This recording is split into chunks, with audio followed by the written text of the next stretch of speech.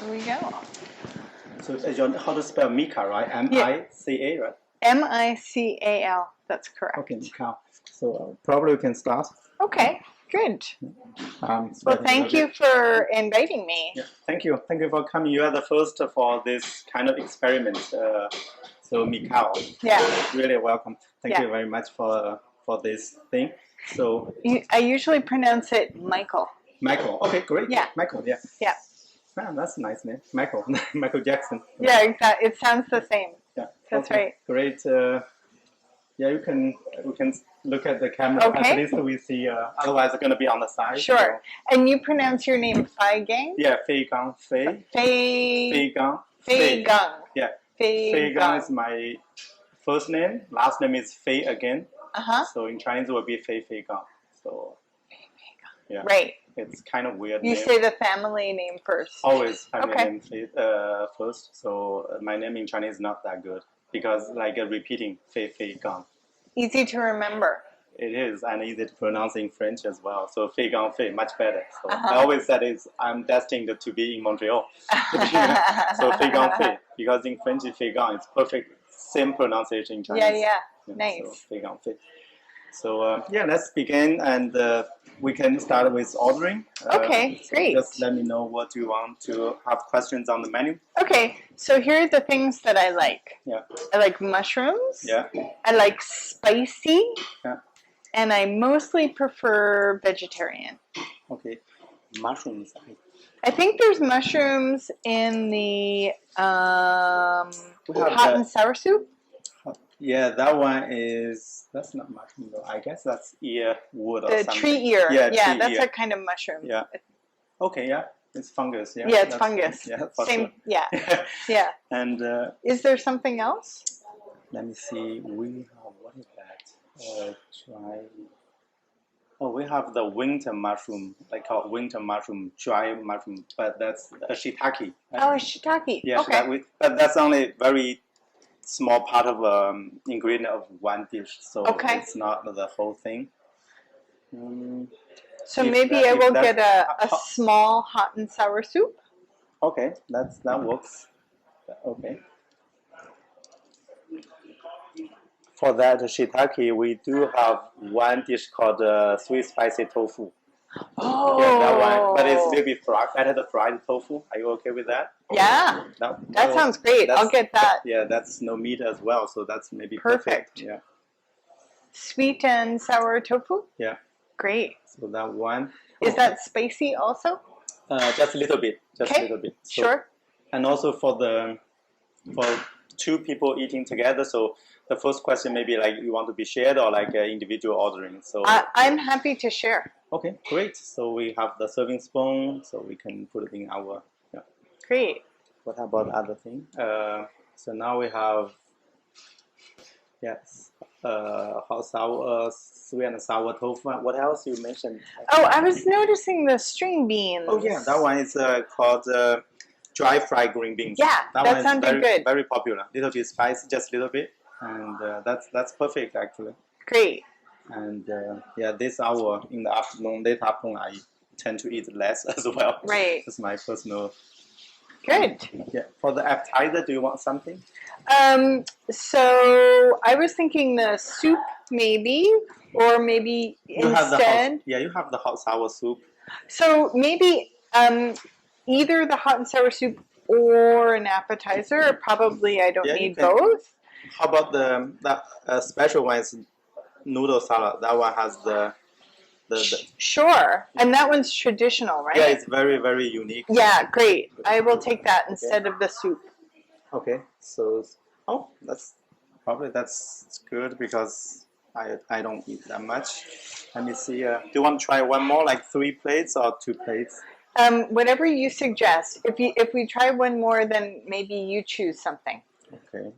Yeah, because like for 2 to share, the good thing will be 2 dishes. Or 3 dishes. Okay. So 3 dishes get a little bit luxury. Okay. You know? Okay, good. Maybe something, do you like spicy? Spicy. Do you like spicy food? I do, but I'm going to sweat already. So our central AC is not working. And we have a split unit, and it's It's cooling the whole dining room on the first floor. Sure. So right now it's kind of. Okay, well, you choose anything. I can actually eat anything, so you choose. Okay, let's do the. Actually, we tried the spicy potato strips, the potato julienne. A little bit spicy, and then special. The potato is very unique position in Chinese cuisine. Oh, I would like to hear about that because potatoes originate from North America. Yeah, and then we import it, and then we cut them into julienne, and then we kind of stir fry. Okay. And then sometimes we make a stew. It's very I guess very popular potato. Interesting. Yeah, and then that's why in my online menu I said salute potato, because we have so many ways doing the Chinese version of French fries or something. Oh, Yeah. Nice. That sounds great. How about steamed rice? Do you need steamed rice? Will you have steamed rice? Yeah. Or do you think is that enough? Do we need steamed rice? For me, I would choose not. Okay, then let's leave it. Because the potatoes are good already, for that. yeah. I think that's enough food. Okay, cool. And I bring this to the kitchen and I Great. go back to you. Thank you. Okay. Actually, I'm serving as a waiter as well. Okay.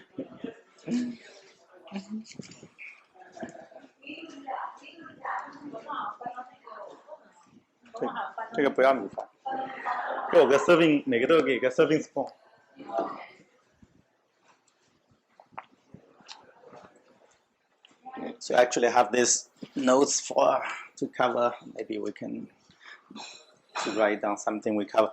Actually, we choice for the sake. Oh, good. Okay, I can. I hope it's gonna cool down. So. I'm comfortable.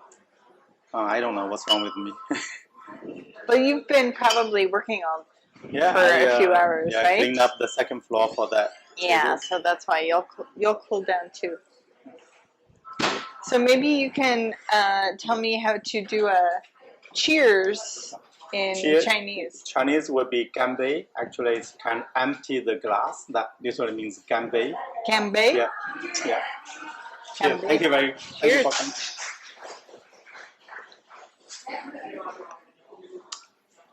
Very nice. Yeah, that's sake though. It's very accepted for like in the West. Like it's not Chinese liquor. That's crazy. And so sake, what is this?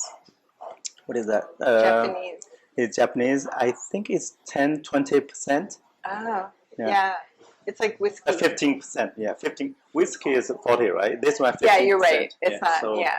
It's really mild, so a lot of more accepted. Like Chinese liquor normally would be 39% or 53%. Oh. And the people in China, they prefer 53%. For some reason, it just like has a aroma, and then it's kind of very, very strong. Right. So people like that. So the unique taste. So and even the smell is different, and it's burning. And is it made from rice? Yeah, all rice. This sake, and then the actually Chinese liquor. Some rice, some made of the sorghus. That's the sorghus or sorghus. Like kind of the little green on the top, very tall, like looks like a corn, but it's taller. Okay. Sorghus or it's sorghus, I believe. Sorghum? Yeah, sorghum. Yeah. Okay, that's interesting. That's actually that's one of the top. Like you are the English, your first language, right? So do you speak French? I speak some French. My English is better. Yeah, actually that would help me a lot because like my English is you can see my second language, so it's kind of spend a lot of time learning. And, I guess from the junior high school, 3 years, senior high school 3 years, and then university 4 years, 10 years. Yeah. High school, just learning from the zero. Yeah. And after graduation, I just spent a lot of time self-learning after that. And really speaking to someone is really the best way to learn, exactly. Isn't it? So this whole thing will help me to improve my English Excellent. also. So it's kind of one stone, lot of birds. Excellent. Lot of That birds. sounds good. Yeah, so it's very weird for me, like as a second language as English, try to use English to do this kind of videos. You know? Yeah. It's kind of challenging, I guess. Yeah, well, you're doing beautifully. Thank you very much. You're very clear, in how you speak, and you don't seem to have any trouble understanding me. No, actually, that's being. I like North America, like this kind of culture, American culture, like Canada. So I think I watch a lot of YouTube videos, everything. So it's kind of very, very interesting. That's part of the reason. Like 15 years ago, I moved to Canada. So Right. It's kind of it's a new world. Yeah. Because at the beginning I was really bad in English, so sometimes I could not understand people's conversation, and that even gave me a bad feeling. Like like something you're drunk or something, you are very aware of everything around you. If you are not very aware of everything happening, it gives you even better. Sometimes you feel like you're living a world you're not fully understanding things. It makes you worry. Right? And it makes you also, someone said to me about French, she said, the better your French is, the more friendly you will feel. And I think that's true, because I like to talk to people. And so if I feel like I need to hesitate before saying something, it's true, it makes me feel a little less friendly. Okay. So I for think, me, it's just maybe when I have the language barrier, it's keep me a little bit the distance from the reality. Maybe that make me even feel better sometimes. I see. And I was in Egypt as a business trip from my the first company I worked for, and I spent several time in Cairo, Egypt. And people speak Arabic, and they work with us. They speak English, so it's really interesting when I just stay there, spend time seeing local people and doing a lot of things I don't understand. Understand? That's kind of really interesting feeling. So it's go to a foreign country or something, you live there or work there, and a lot of parts of their stuff you don't know. Actually, it's kind of weird better. Weird better. That's so interesting, because I have spent time in places where I don't understand the language, or I don't understand it much, and I think I felt more aware of myself, because I was thinking so much in my head. Maybe give you more time thinking. Yeah, exactly. I spent more time thinking. So I'm not sure it was, for me, the experience wasn't necessarily better. Sometimes it was a little lonely, but it was really interesting. There was something very honest about it. Yeah, I overthink a lot, because the first job I have a lot of overseas business trips, so kind of you said lonely or something. Have a long time, so a lot of thinking, a lot of reading, and that time long time ago, like 15 years, maybe 18. I graduated 2001, so 2001 the year I started working. So 2002 first time I went to Egypt, so kind of open eyes. It's kind of very different from what I saw, what I learned inside the country. So kind of open eyes or a lot of new stuff. So always curious and thinking. It's good. It's good for I think it's good for the mind. Yeah, especially the international business experience. The international, it's really, you see different people, and it's really amazing.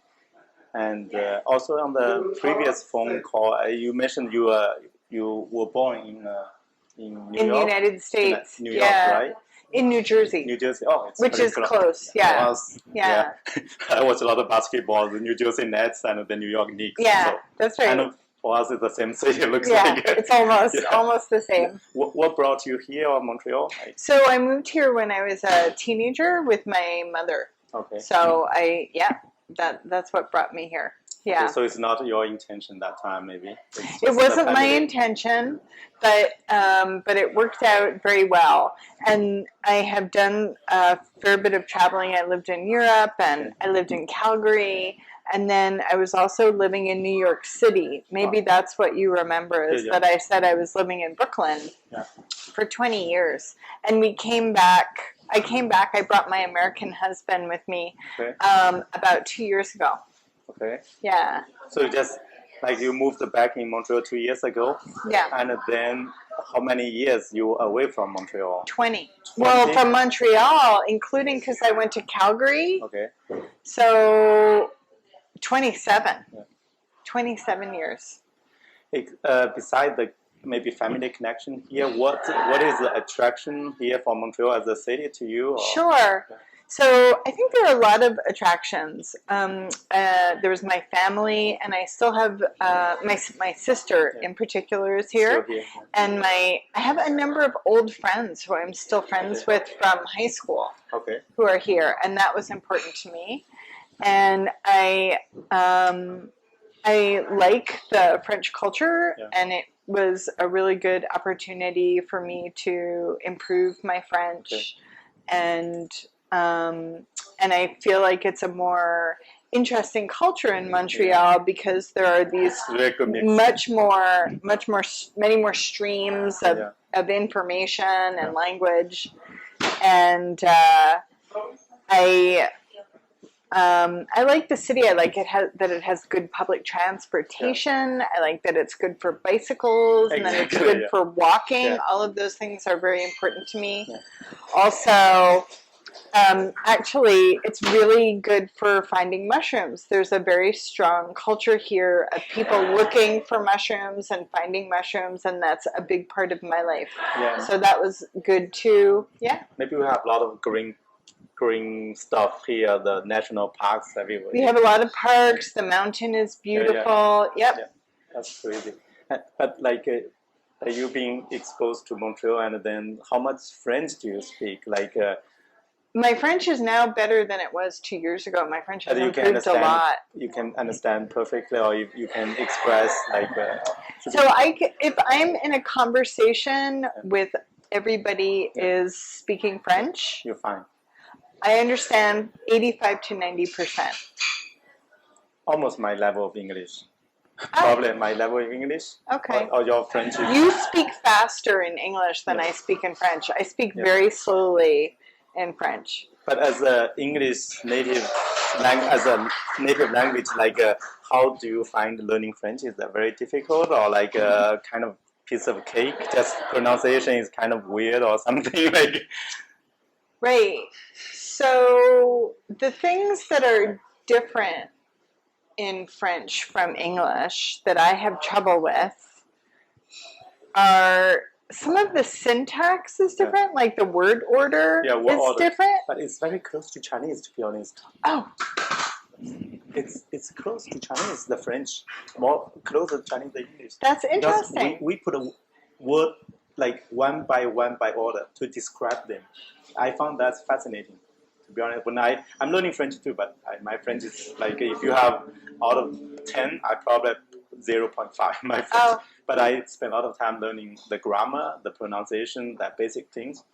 So with self-learning, I focus my energy on the English learning.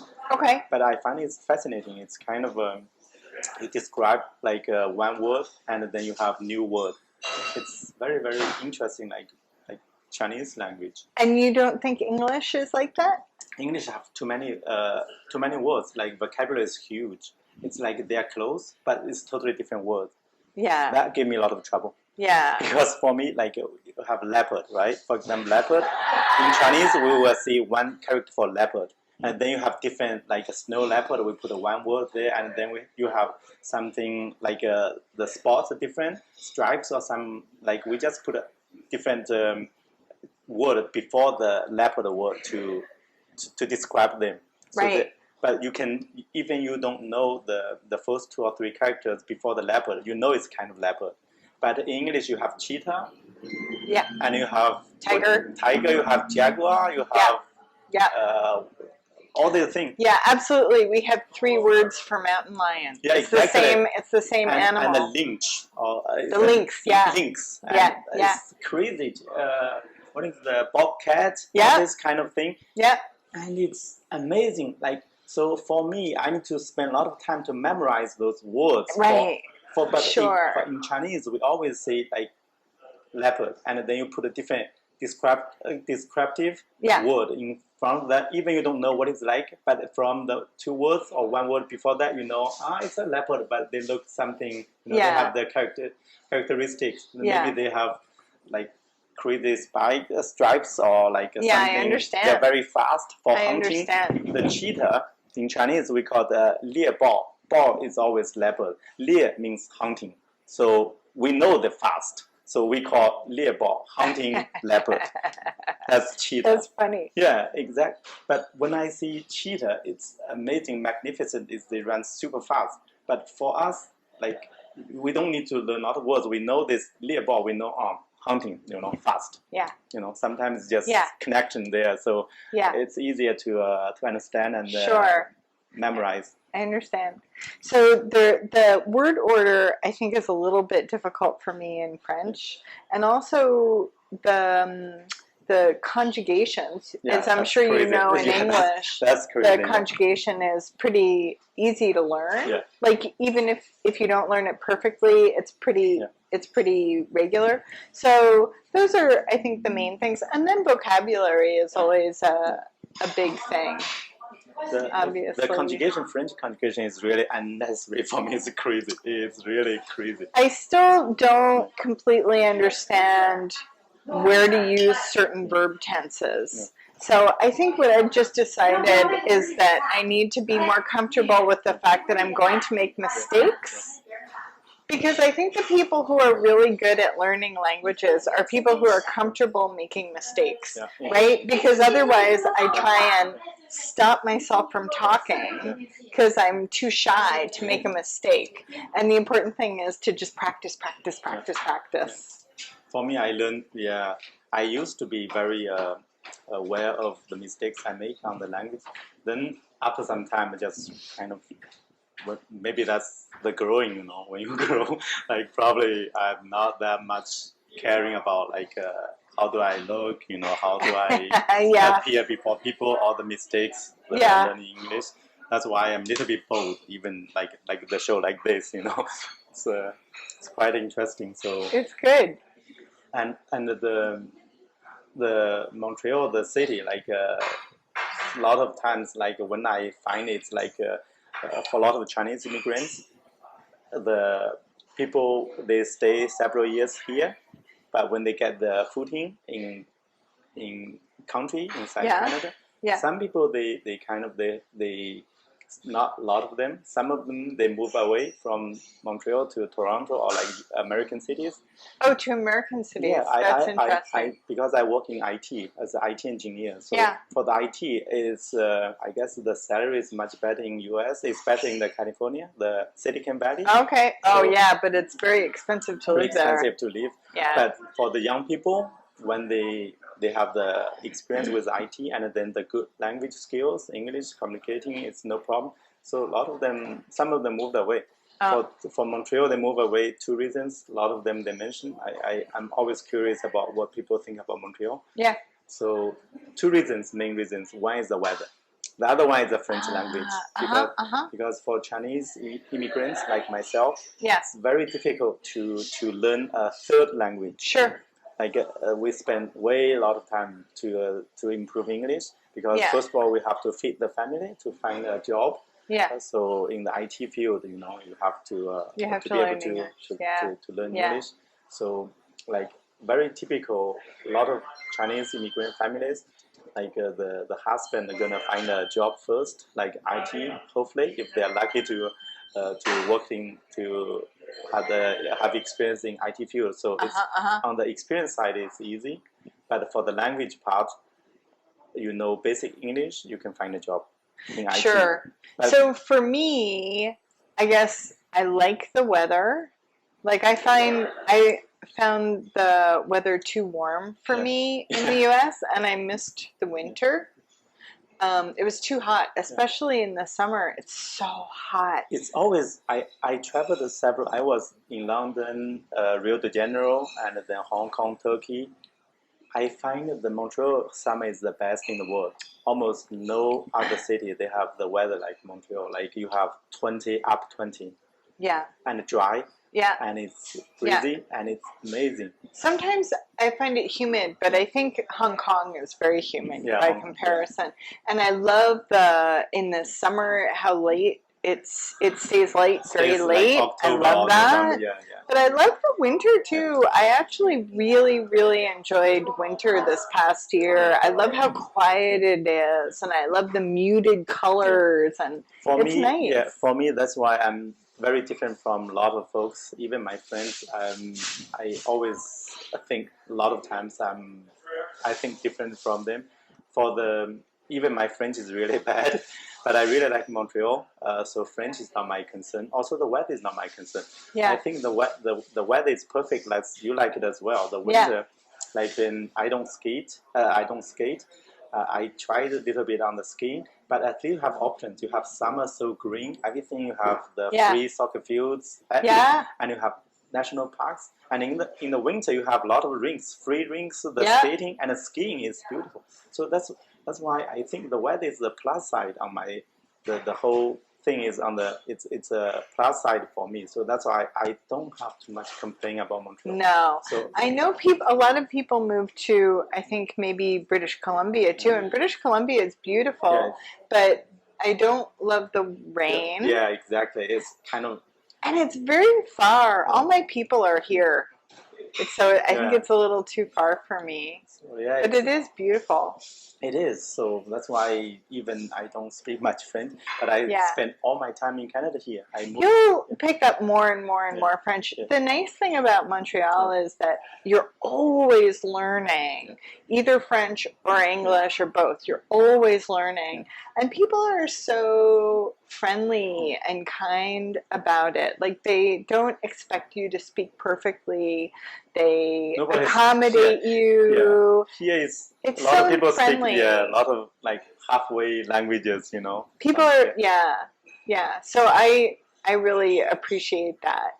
Yeah. It is really interesting, especially I from my experience, like my first overseas trips was Egypt, and the people there worked with me, their English was not good either, so my English was not good. Hard.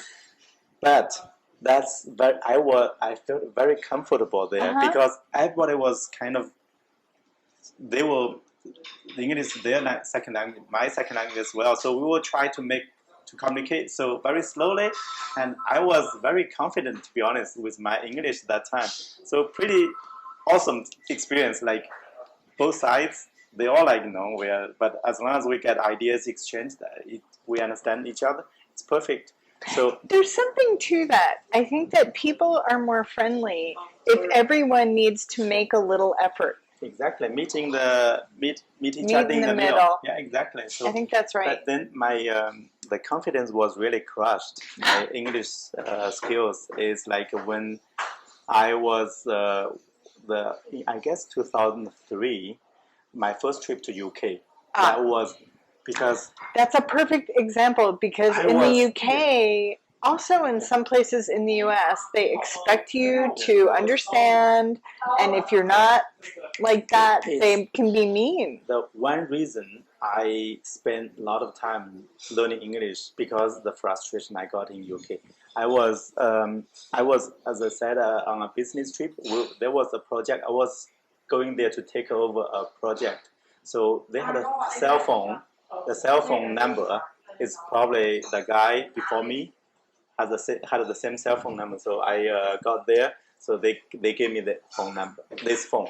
So the first day or second day, I received a call from one guy. His English he was talking fast. I could not understand what he was looking for. Who was looking for me? And after like 30 seconds trying, the guy just hung up. I even could not figure out like he was looking for whom. It's for me or not. And I just pardon for 3 times or 4 times. The other end was just gave up. That gave me a huge blow. So I had a pretty high confidence when I was in Egypt. Then was in UK. I was really crushed. So from that time, I remember I probably went to a store to buy a radio. Telephones are hard also. Especially hard. I find it hard to speak French on a telephone. And that's the thing. Telephone is hard, and English accent is a little bit harder. And English accent is really different, and there are so many different English accents. So it's brutal for me the first time here. All things together. So And also one colleague on the same spot, one colleague was kind of, talking down to me saying like, you even could not figure out like, how do you start work? So someone was being mean to you. Little bit mean, so yeah. That's why this memory was sticking to me for so long. Yeah. And from that time, I kind of told myself to spend a lot of time. I had the radio when I was walking on the street. I was always listening to BBC radio, their local radio there. Yeah. And I guess so a great way to learn. I spent way much time to. Even I went back to Shenzhen to China after the assignment for that project. Even in China, I was reading English books. So good. Because it's kind of, when you have that kind of frustration, you kind of give. I understand. I understand. Yeah. So that's why, like, if you are into a native language, native environment, people they expect you to speak good English or French. They always like. But if you talk to somebody their second language as well, so the conversation may be more smooth, so more easier. Here's the other thing I find hard, and that's that in English, I speak very good English. Like, it's my first language, but not everyone who speaks a language speaks it well. But I've read a lot and I write well. I don't just speak English, I speak it really well. And it's how so I keep touching the microphone, and it's how I'm used to making friends with people. So trying to socialize in French is really hard, because I feel like I don't, what if they don't understand, they won't see that I'm funny. They won't see that I'm smart. They won't see that, there are all these ways that we speak, and we indicate if we're educated. We indicate, where we're from. There are all these things people know about us because of how we speak. And I can't control that in the same way in French. So it's just something that you have to decide you're not going to worry about. I think. And maybe after some time they want to talk to you in English as well. Maybe some people. Yeah, that's right. Yeah. Absolutely, it's true. It's true. People speak English, so maybe it's easier, English. It's true. For me, that's also like I kind of speak a lot of English, so sometimes I kind of not too much incentive to try my French, So when I moved back to Montreal, I made a decision. And my husband is American, right? So he's really learning French. And I said to him, we can't live in a part of the city where you'll never speak French, because then you'll never learn. Yeah, exactly. So we made a point. We live in Hochelaga, Maisonneuve. So it's in the east. All of my neighbors are French. Like some people speak English, but they're all French. French. And when I talk to my neighbors, I speak to them in French. Almost when I see people at the dog park, unless I'm with my husband, I usually speak French. So when we go to the store, it's all French. So it really makes a difference in terms of helping me to feel more comfortable. It's just become habit. Yeah. Actually, like learning a language, like learning at least for me right now, this stage is English. It's kind of it's a hobby. It's kind of a hobby. Yeah, it has to be. Yeah, and it's even like every day for me. Like when the restaurant is closed, like I eat inside, so I can work as the waiter, like answering the phone, the pack, and then give the delivery driver. And a lot of time I'm listening to podcast or the YouTube video or watch YouTube video. Yeah. A lot of times I find it's really amazing. It's like the radio, the opinions or the topics on the video or on the podcast is not something I agree to. But when I agree to the opinions, that's like music to the ears, right? You like listening to that. But even sometimes I don't like CBC or CJAD when I was driving or to podcast or the online radio. I I really hate the opinion. I don't really like. But still, I have the comfort. I'm learning English. Yeah. That's like, it's amazing for me. That's why I spend a lot of time like watching and listening, because first I can get some people's opinion. I know like news first, and then the opinion on topics like politics or the social things. You know, it's a lot of this stuff. Sometimes I like the opinion. Sometimes I don't. But at least I can learn English. Sure, that's a it's plus. true. Huge. It's like, true. It's huge. Yeah, it's really true. It makes you more tolerant. And you get like double your benefits. You know. Yeah. It's like exactly. The worst case is at least I'm learning English. You know, worst case like I really hate this guy's talking. You know, or really hate this guy's opinion. Yeah. So do you also sometimes listen to Radio Canada? Radio Canada. That's French or yeah. I tried for some time, like several years back, and then like immersion, like just listen to. But after a month or two, I guess I gave up because it's kind of try again. Yeah. Eventually, it works. Right now, it's the technology making it much easier. On the iPhone, you have app, you know, listen to them all the time, and when drive on the radio. Yeah. And I did try but now. I don't know. I think I'm lazy. I think at some point you'll make a decision to try again, and you'll find it works better. I think so because it's still percolating. It's in your mind. Right You're now, still learning. Right now, I'm still using my English as a main language to get information. To recently, I listened to a lot of CJAD. And I never listened to CJAD. Maybe I should. I used to. It's my opinion. It's better than CBC. Yeah. A lot better. In what way? It's more balanced, like on the spectrum you have left, right. There's a little bit more balance. CBC for me is very, very left. Sometimes the host, I don't know. I was left as well. For me, I'm coming from China. We don't have left or right. I read news. I watch videos from both sides everywhere. I'm not left or right. But sometimes I just found, because I'm engineer, I use logic. Some the hosts, I don't know, they're not fully informed or something.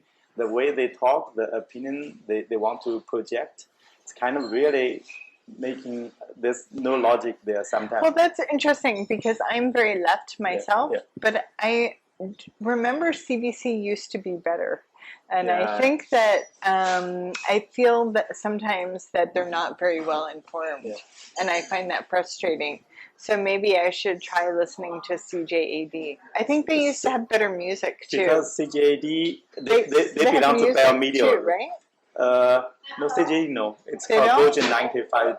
Yeah, that's maybe it's different station. Now. Okay. But this one, the private, they belong to Bell Media. Okay. So they try. I guess they cut some programs already because of budget thing. So they have to stay alive to be more appealing to the customers. You know, it's private. A lot of times, private is better than public. See, I don't like commercials though.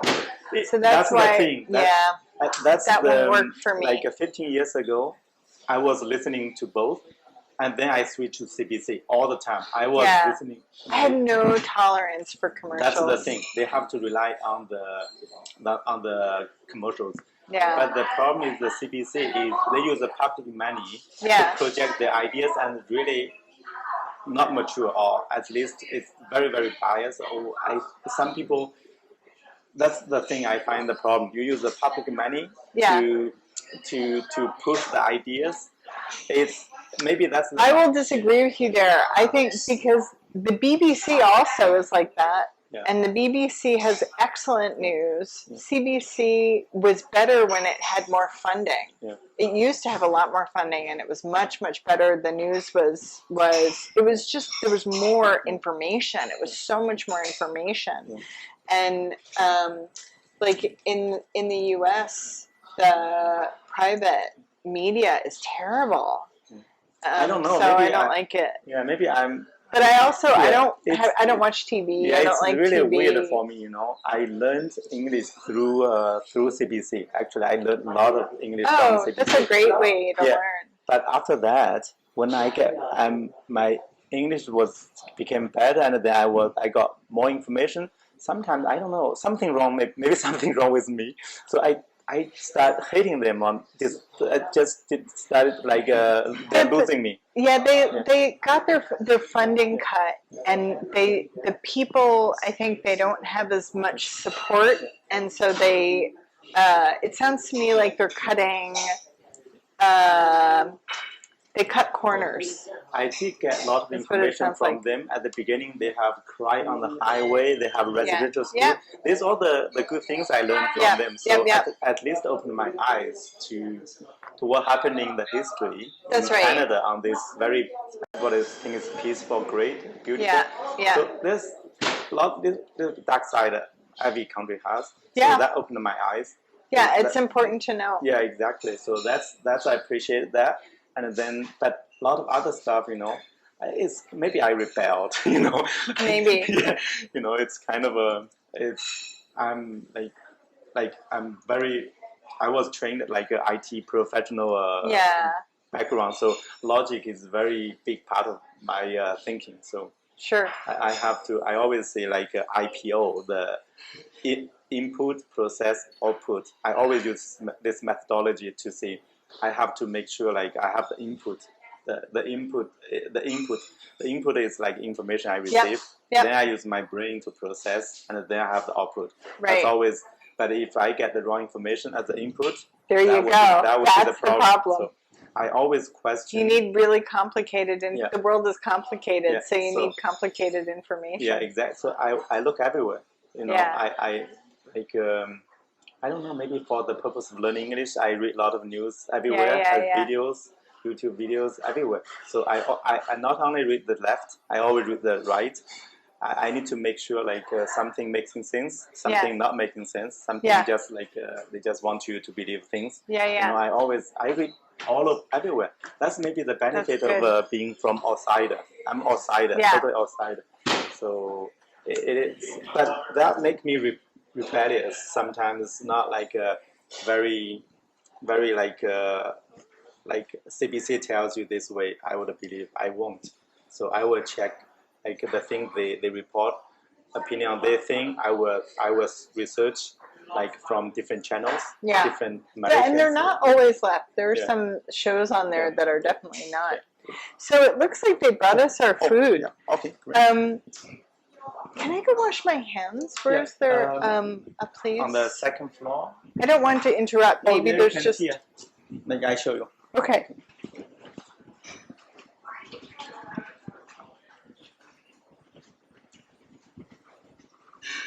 Yeah. Oh, perfect. That's all I need. Excellent. Well. Yeah, here. Okay, thank you. 它好了吗？楼上都上菜了。Okay.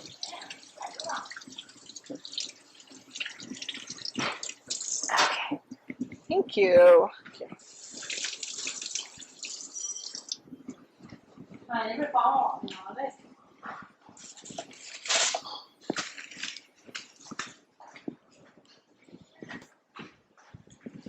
So like this, I'm gonna speed up the audio. So. Okay. This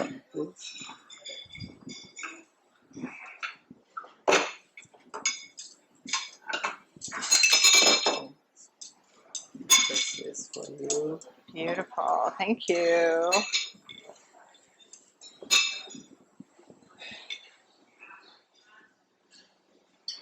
This is the.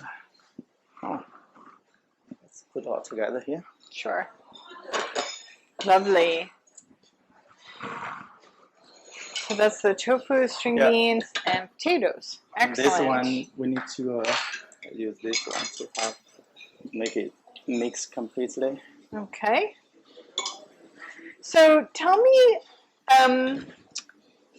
can we talk about mushrooms? Yeah, for sure, yeah. So did you ever pick mushrooms when you were a child? Yeah, I did a lot. You did a lot? Yeah. Wild mushrooms? Yeah, wild.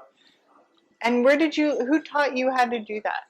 I grew up in a village, so countryside, totally crazy. My background is very, very interesting. You told me that. Yeah. So we have. So did your parents or your grandparents tell you how to do it? Did you go with them? No, actually, like we just kind of grabbed something, we found something, and we brought home, and they're gonna scare you about like some of them maybe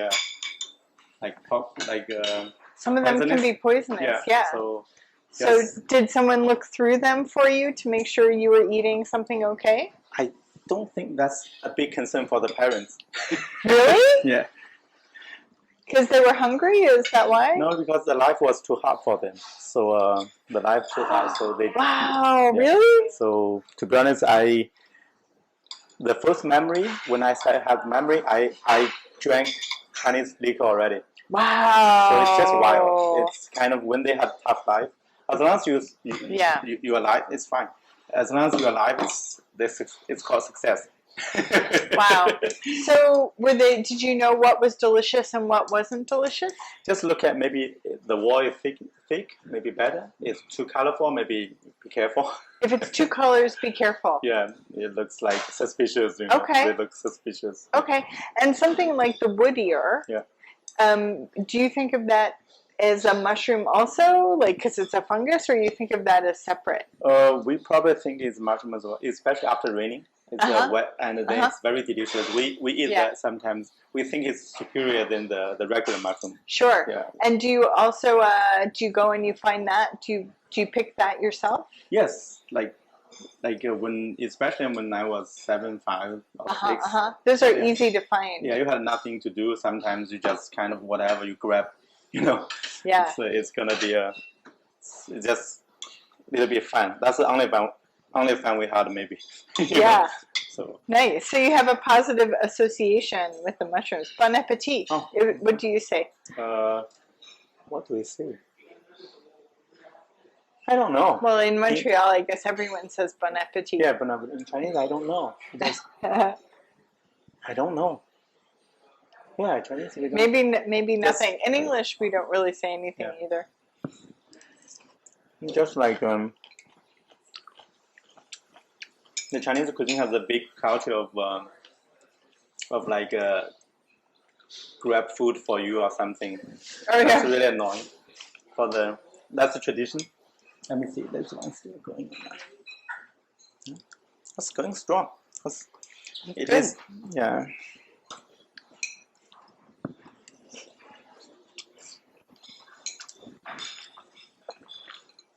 Is this a sesame? Yeah, it's sesame paste. Sesame like paste, tahini? Yeah. And what do you call these noodles? For lapi, like a pulled skin. Oh, nice. They're good.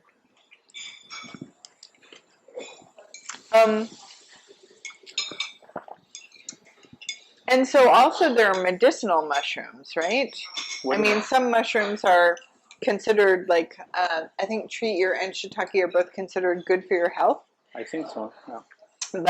But there's some mushrooms that people only eat, like reishi is a mushroom that it doesn't taste very good. You only take it if... for the herb, for the health. I can't remember the word in Chinese for it. It's Chinese medication, herb, yeah. like herb, Chinese herb. But it's like mushrooms. It's like medicine that you get from mushrooms. I think there are a lot of mushrooms like that too, right? Chinese medicine will use some of the something you look weird probably will be the. Mm-hmm. Actually, the mushroom question because this part we're gonna finish quick and then we can start the mushroom discussion in the video. Okay, so good. This will be edited out. Okay. And it will be silent. The sound will be removed. So I'll ask again in a minute.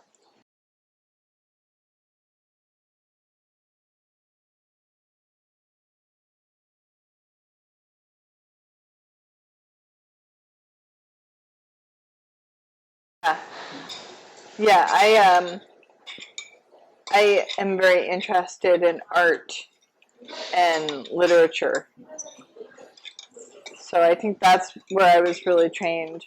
Although I went to Concordia and I got a degree in English and in history.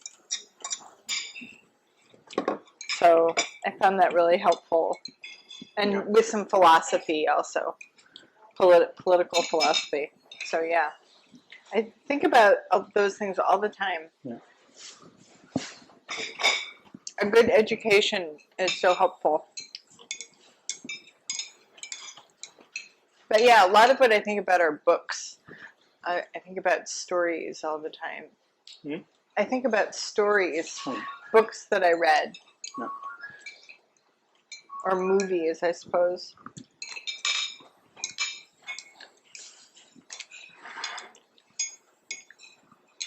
In the kind of Chinese dinner setting, like normally the round table or some table, they always like I guess like it's interesting. So you have 10 plates. Mm-hmm. Normally at the beginning they always focus on one plate. Oh yeah. Yeah. So everybody get the first bite, first take of the main plate. Like take turns. So you have the first one, and then maybe a half left or 1/3 left. I'll be put aside, and whoever wants to pick, they're gonna pick. But then after that, they're gonna move another one to the middle. Oh, Yeah. and they effectively eat one at a time. Yeah, the countryside preserved the most tradition. Like countryside, the city they kind of gave up everything. Mm-hmm. And so that's something they did in the country, moving one in at a time. Yeah, the countryside is very. Even the table, like normally the square table, like a little bit bigger than this one. When you have a wedding, you have somebody died, you have the event. So it's very strict. Like we have 8 seats, like a square, to each side. So 8 people, very strict to the order. Which one is respected, which one is not, and the order of the seniors. It's very very strict. Okay. So you will get this. I got this knowledge from my parents. You know, then if you sit the wrong place, it will be big trouble. And especially have 10 tables. They have a big event for a wedding, and we have one specific people in charge of this seating. This person has to know this relative from which side, from where, like how close to the family. So which generation is from, always if you're one generation older, always have more respect. But that does not guarantee you are the most senior in the sitting. Right. It depends on the relationship. Right. It's very complicated. Very complicated. So every big wedding, you have one person in charge of this sitting. My father used to do this for a lot of the families in the village. So he has to know, like, you coming from where, so you are related to the wife or the husband. So does that mean that you always sit next to the same person at every event? No, not at all. Because different family having that event. So you are related to the wife or the husband or the parents. Okay. It's very unique. Okay, good. Because that would be terrible. I would never. No, never. Because otherwise, if you don't like the person you always sit next to, that's a problem. Because different family, you may go to the same, you may go to 2 different weddings at different families on different dates. Sure. But their relatives are different set of people. Okay. There's some maybe overlap, but not always. Okay. But it's if you sit the wrong people, the people in the wrong position, after some like one round of the liquor, and they may have a fight. Yeah. And yelling at each other, you treat me unfairly, you treat me this, crap, this is crazy. We saw a lot of fights, especially when I was 5, 6, 7. You see a lot of this from the wife's side, this from husband's side, and then the generation if you're older, and one trick thing, if the marriage between 2 families, if the first time, the first dinner, the official dinner for the first time, I guess the relatives from the wife's side, they always upgrade 1 level. Oh. Even, for example, my aunt, when she married to her husband, even my aunt, her husband, their side, the friends or relatives, even they are my uncles, 1 generation older than me, but I'm still superior to them because That's the first time you make a family connection. So we will have a special treatment for the first time. Okay. So we will be, even I'm young generation, I will be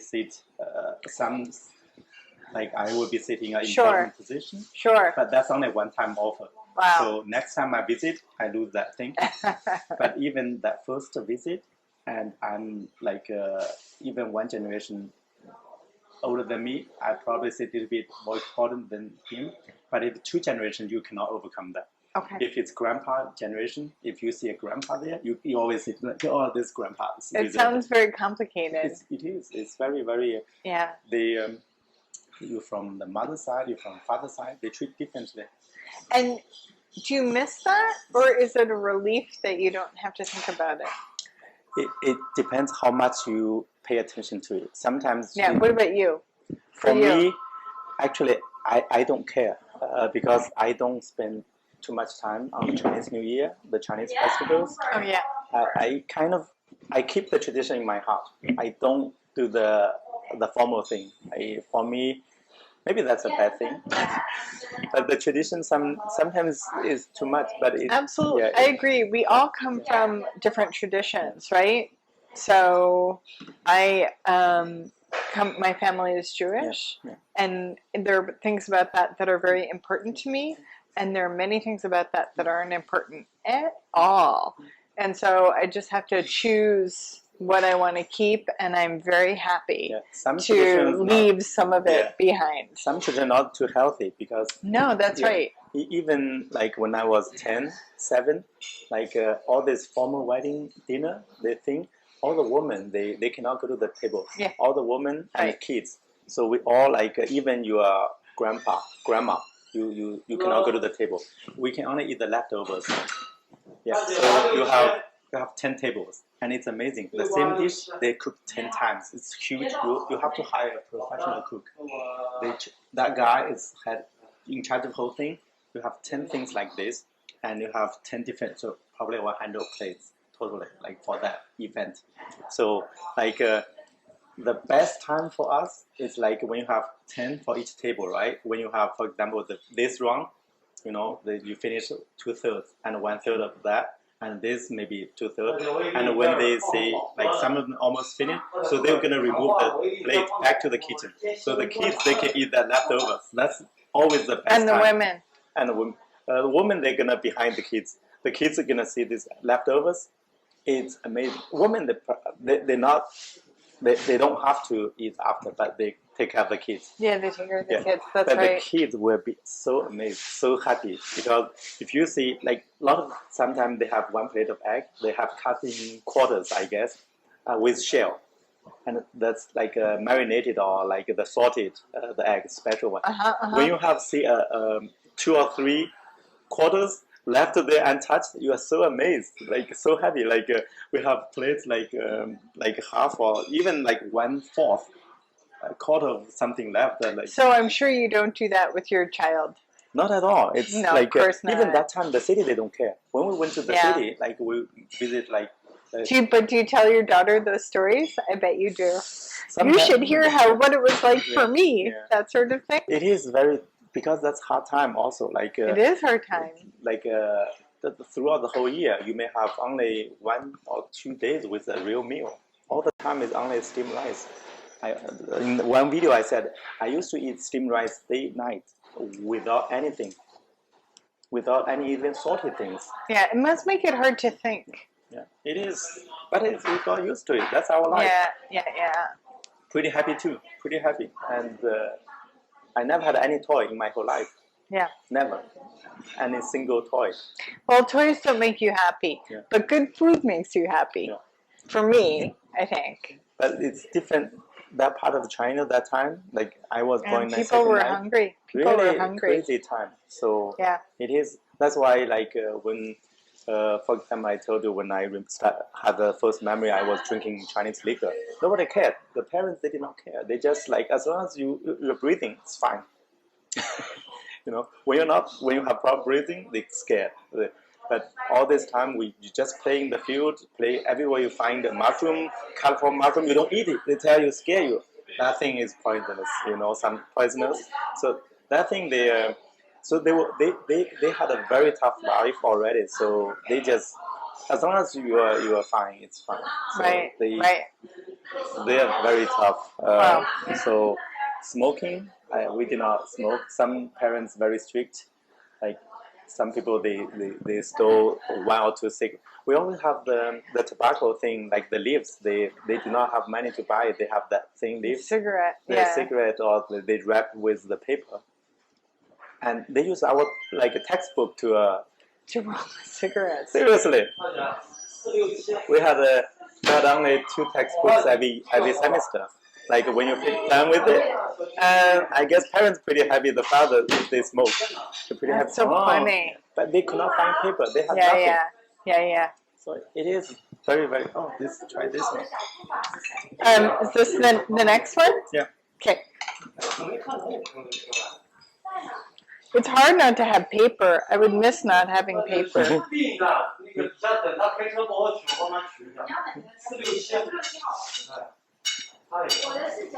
Beautiful. That part is the shiitake. There's the shiitake right A there. little bit, yeah. You can take this. Thank you. Thank you. In Chinese, we literally call them winter mushroom. I don't know why I call it winter mushroom. Oh, I feel like I've seen that in winter, science. Yeah, winter mushroom, or sometimes called dry mushroom. Right. But Right. shiitake is Because maybe it's so Japanese. essential. No, it's Japanese, I believe. Shiitake. Oh, the name of it. Yeah. That makes sense because you're right. I think, Japanese, it's like mitake, matsutake. Yeah, that makes sense. Mmm. Delicious.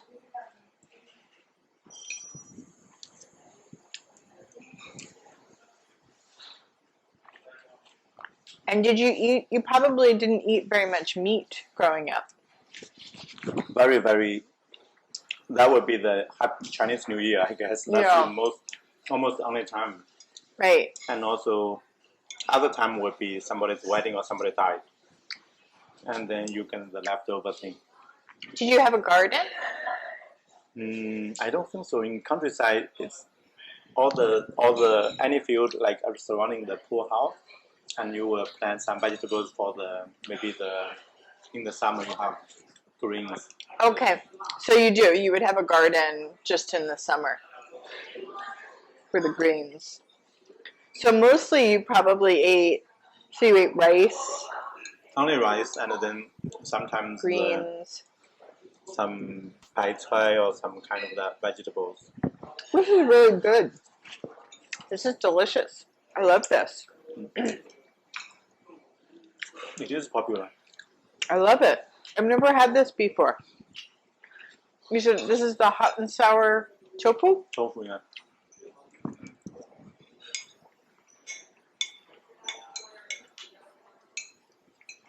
Did you eat much tofu growing up? Because we grew soybeans, so tofu will be a little bit easier for us. Mm-hmm. But you can just eat soybeans. You don't have to make tofu, right? Because making tofu is a lot of work.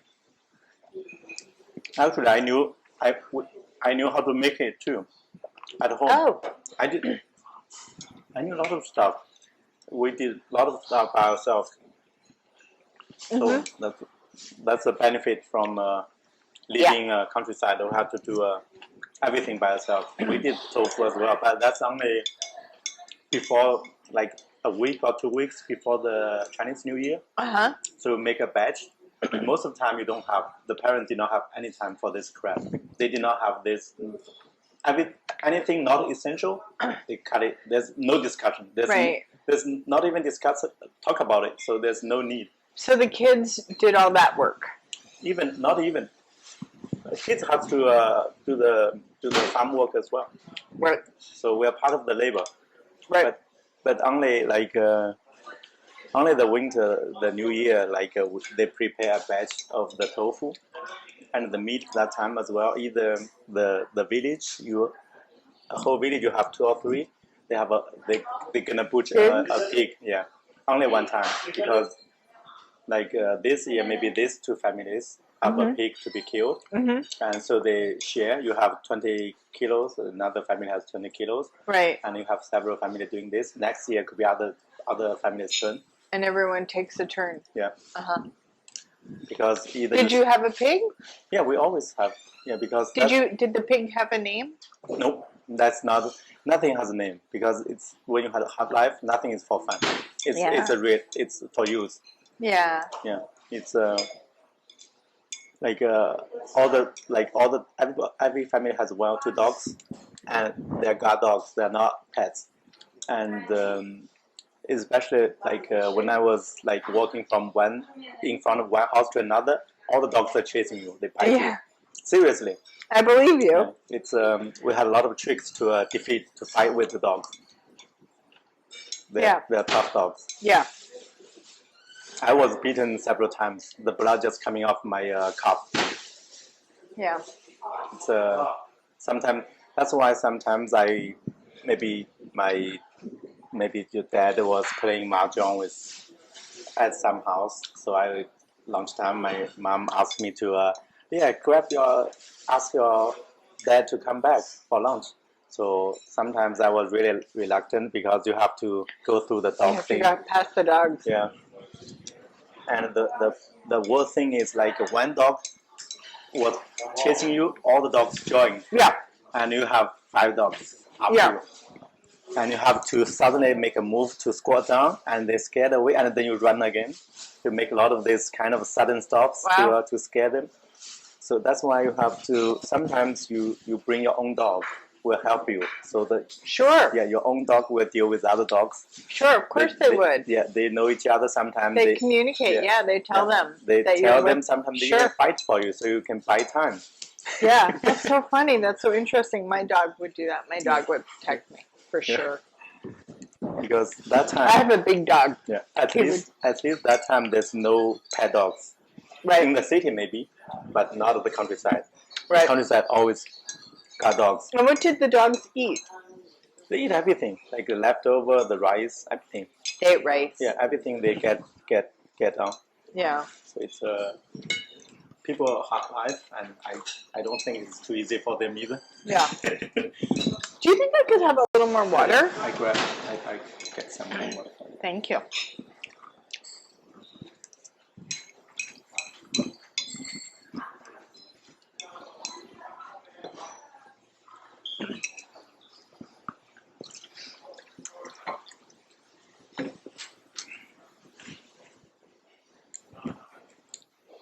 Yeah, when I add this video, I try to keep most in, so it will be fun.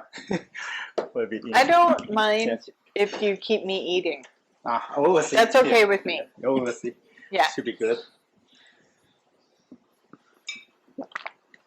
I know some people are embarrassed to eat on camera, but it's okay with me. Thank you. I shoot a lot of videos eating already. Yeah. This is so good. This is my favorite. I have eaten other things from here. I've eaten your food before, and I think this might be my favorite. Sometimes we need to try different dishes. That's why I shoot videos for every dish. Oh yeah. Right. And so, did you grow your own peppers and potatoes? Yeah, was there? Yeah. In China? Yeah. When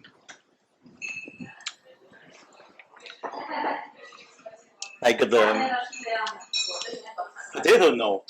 Tomato that time in the countryside was the high end or something we don't grow. Tomato, yeah. I don't know, maybe it's different techniques or stuff, but at least we did not try. I never seen any family try. Tomatoes also come from North America. Yeah. So maybe it was considered like a foreign food. Tomato in Chinese will be, we call it West tomato. Oh, there you go. Yeah, the name with the West. Right. Yeah, because it's coming from the West.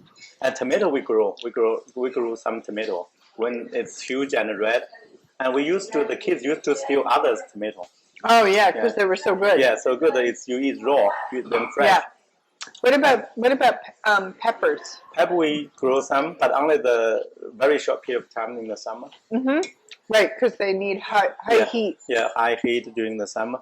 I grew a lot of stuff. All the crops people say we grew them. We have, I guess, so I don't know the units for the acre, but we may have probably have 2 acres. Okay, But they are that's small good. patches. It's making it so complicated. So you have small patches here and then small patches there. Sure. Physically, different locations, and when you harvest them, and it's crazy. It's really crazy. How many children were in your family? I had 2 older brothers. So I was the last one, 1979. That year they start the family one-child policy. My mother told me I was 6 months already. That's why that when they started this, so I was lucky. Wow. Yeah. But you already had 2 older brothers. Yeah, that's why So they were unusual. No, that because they were before older than me. Oh, they started the one-child policy because you were 6 when, months. Yeah, I understand. When I was so I was the lucky one, the last one. Right. So I have And so no sisters. no sister. That's my mom tried to raise me as a daughter to teach me a lot of. I know how to sew, how to do. Yeah, I did a lot of stuff. Crazy wow, that's things. so good. Is that how you learned how to cook? I'm not a chef at all. I'm not cooking here, but in the But countryside. you made tofu. Yeah, the tofu is the group thing. You kind of soak the beans for a day or two, really kind of soaked, and then you crush them, and then you use the cloth to get the thing, and then you boil them.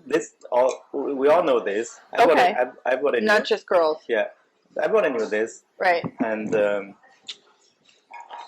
cooking is very simple because we did not have too much oil or salt, so the ingredients is very. Even we had a lot of fish. We live by a huge lake. Okay. We even have fish. We caught a lot of fish by ourselves. The brothers we caught. Bare hands we caught a lot of fish, but they would not let you cook because you use the soil and oil and salt. So that's hard. That costs money because that's the. So thing. how did you boil?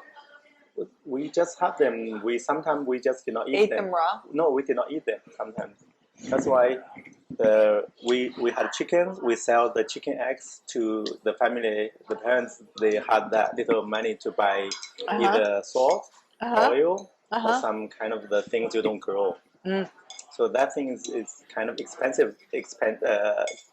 A big expense for them. So even you have vegetables, you don't like. You grow them, you don't eat them. We caught a lot of fish, but we are not eating fish every day. Right. Because other things are more expensive. Right. It is so pretty interesting. My life that time was really maybe totally 1 year had like 5 meals in total. 10 years, 10 meals in total in the whole year. Even we grow some vegetables, but we just put a little bit salt here there. Sure, very healthy maybe. Yeah, very healthy. There's not too much oil and then. Yeah, but better if you eat more vegetables maybe. Even I don't know we just had a lot of steamed rice and bread. We grew the wheat and the wheat. The wheat and also what is that? Also the rice a lot. So that's the main two, the biggest, and the soybeans as well. Soybeans maybe the third. Also the sweet potato. Sweet potato. We harvest huge amount of maybe at least 20 tons. Yeah. A year. I hate that thing. As a child, you hate that thing. It's because it's too hard and it's heavy itself. You dug them through the soil and then you collect them. Yeah. And it's super heavy and it costs nothing. It's worth nothing, and it's super cheap and it won't stay long. And then they make it stay long. They do the sweet potato noodle. We do the sweet potato. Yeah. You make that soup hard, and then you the thing you crush them. Use the same technique. The cloth as the soy sauce, as the tofu. And then you dig a big thing, like you dig thing in the ground and have the plastic cover that thing, and then you put this liquid in, and then it's automatically gonna sit the powder whatever sit there, and you after 1 day or 2, you remove the top water, and that thing you dried it, and the whole process is hell. Yeah, it doesn't sound like fun. Not at all. It's for us as kids, like we spend a lot of time doing this heavy lifting. It's really bad.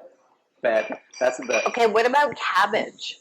Because cabbage is very popular in Chinese cabbage. food, The right? bad thing about cabbage is easy to store in the winter. Yeah. That's I guess the one of the few, very few can live through the winter. So in the winter, you have only very few. The radish is the one you can see. White radish also. Radish can The keep white, long white radish, is that right? And then we have round ones as well. The round ones, yeah. The radish and also sweet potato, they can stay through winter. Yeah. And the cabbage, we used to dig like a tomb, like somebody, Sure. like what is the Like a like a grave. grave, like literally dig a grave, huge one, like maybe 1 meter or 2 meters below the surface. We dig that one, and you have the straw cover it, and you leave the opening like this.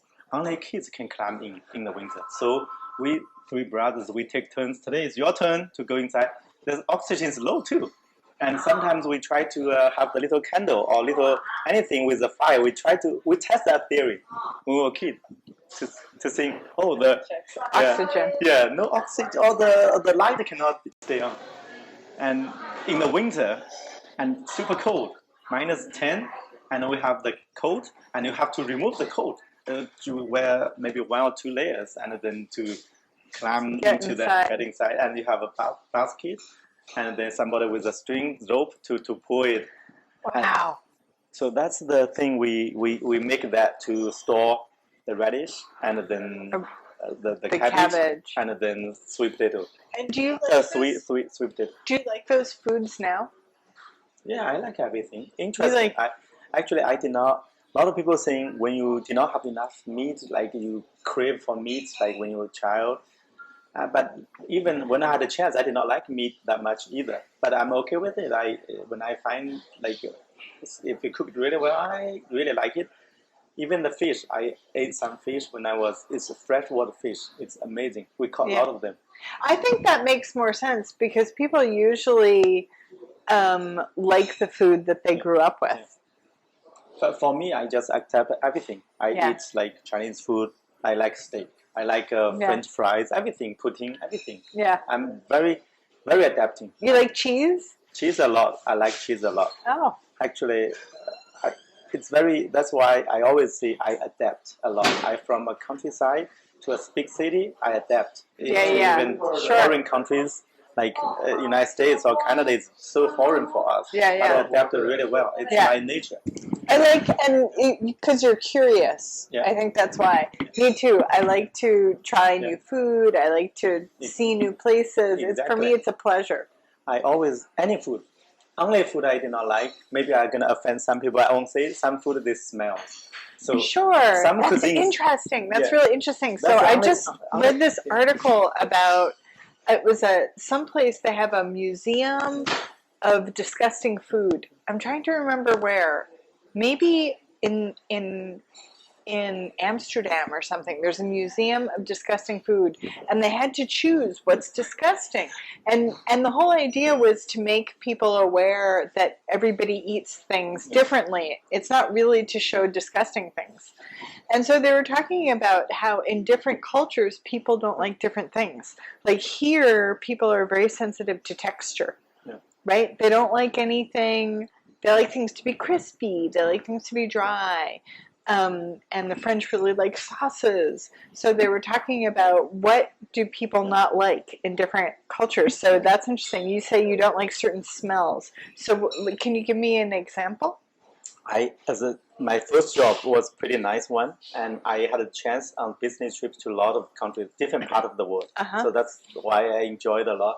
So there are Arabic or there are a lot of different part of they have a lot of interesting food. But sometimes you always come across some food, they don't look good or they look something not appetizing. So that appetizing. So only that food I did not like. Can you give me an example of a food here that you think looks a little the French or the Italian or the Western in general? They're looking pretty normal, to be honest. They're very, very easy to be accepted. And the smell? The smell is fine. It's great. I am really surprising what is that, the Sugar Shack. They have the pork skin thing. I don't think I know that. They deep fry the pork skin. Oh, pork rinds. Yeah, Sure. pork rinds. Yeah. Actually, we have that big thing in China too. In Chinese cuisine, I got first time I saw it really shocked because in Chinese cuisine but in the Western I did not see that much. They make it. That's from the South in the U.S. They make it in the South. It is really amazing. That's why I like good. it. But in general, only maybe the Indian food or Arabic, some other part of the Turkish or some South American, some food like they have unique. But I see one or two different. Even did not want to try. Yeah. But like when I was some countries, but I really like majority of their food. Really, Yeah. I tried. There are very few things I don't like. Yeah. Sometimes I once tried a Japanese salted plum, and it was too salty for me.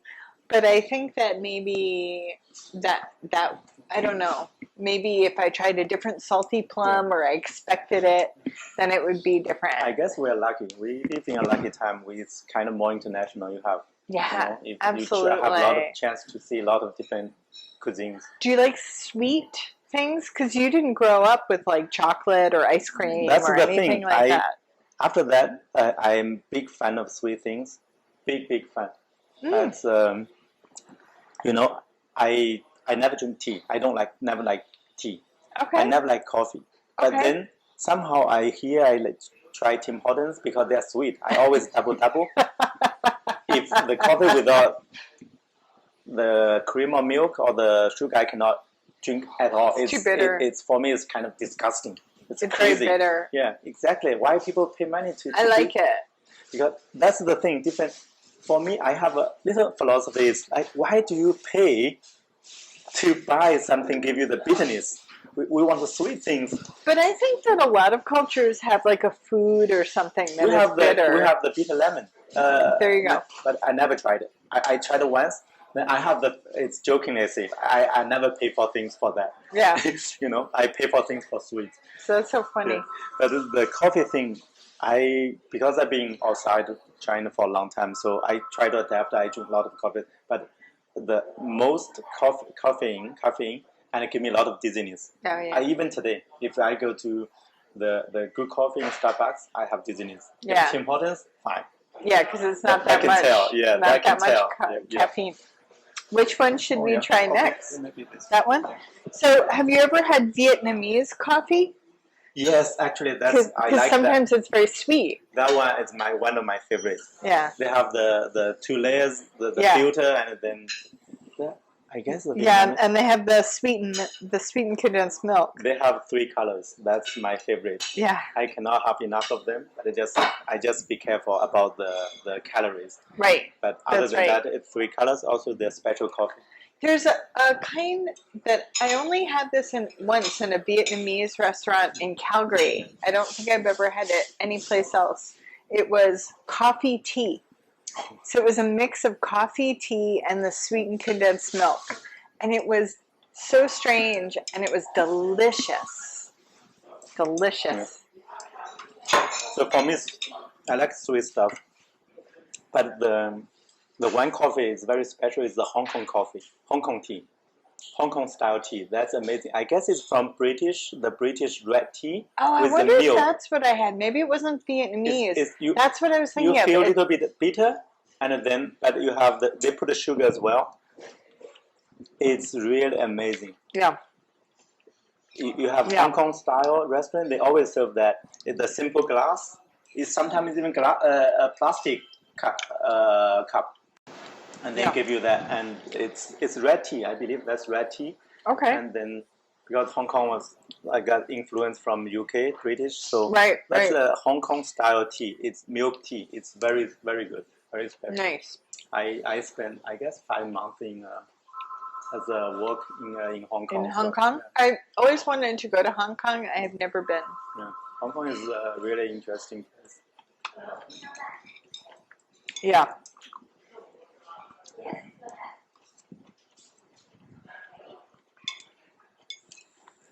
I tried a lot of food, different food. The steak is really good. I really like like the steak? steak. Yeah, steak. And fish How chips. how old were you when you first tried beef? Like the steak, no, the regular beef. Or just any, beef. No, that's will be even as a child sometimes because yeah? you have the pancake. Pancake is that pancake, right? A banquet. Yeah, banquet. So you have normally have fish, lamb, chicken, beef, everything. Okay, so Pork. for like They a try to special cover everything. occasion. Yeah, especially the wedding. They kind of Okay. wedding pancake. You always cover everything. Okay. What about turkey? Turkey never. Turkey here. Turkey's here, yeah. I ate turkey, but not in China before. But now you can have a lot of imported turkey as well right now. But before, no. But turkey is the texture. I think it's probably very close to chicken. Maybe not as Chinese. They always like texture. If too big, they naturally think the texture is not as good as the smaller form. Oh. Yeah. Turkey in Chinese for us looks like a big version of chicken. And so therefore not as good. Yeah. You know how to say turkey in Chinese? No. It's a chicken as well. We add one word for fire chicken. I don't know why fire chicken, but it's fire chicken. Oh. So we know it's kind of chicken, but it's bigger, more bigger and ugly. Maybe. I don't know. They're beautiful, but they have a bad reputation. People think they're ugly. In real life, they have many, many, many colors, and they're incredibly beautiful. Yeah. That's information education we need to have. Yeah, in Chinese called. That's why we say fire chicken is turkey. Huh. But in English is that you have to learn this word. Yeah. Confused with the country. Yeah. Yeah, that's right. That's funny. Okay, so what about fruit? Did you eat apples or oranges or plums? When I was really young, we had a very, very, very limited supply to the village. Even the apple is easy to preserve, I guess. Yeah. So that's right. Part of the time, I saw several occasions, several times, the people they had a connection to the local village. They somehow they got hold of 100 kilos of apples. So they normally they're not from the village, they're from somewhere. They had the connection to that time the market maybe. They got maybe some part of the country they grew apples. So they got some maybe 500 kilos. Sure, a lot. Yeah, so they came to us, to the family. We did not have cash. The parents did not have cash, so they do the exchange. So you give us grain, the wheat or the rice. So maybe 1 to 5 kilos or 1 to 3. That's a negotiation with the parents. Right. So on those occasions, several times I remember maybe 4 or 5 times they came with this. You get like 10 kilos or 5 kilos of apples. And did you just eat them like that, or you cook with them?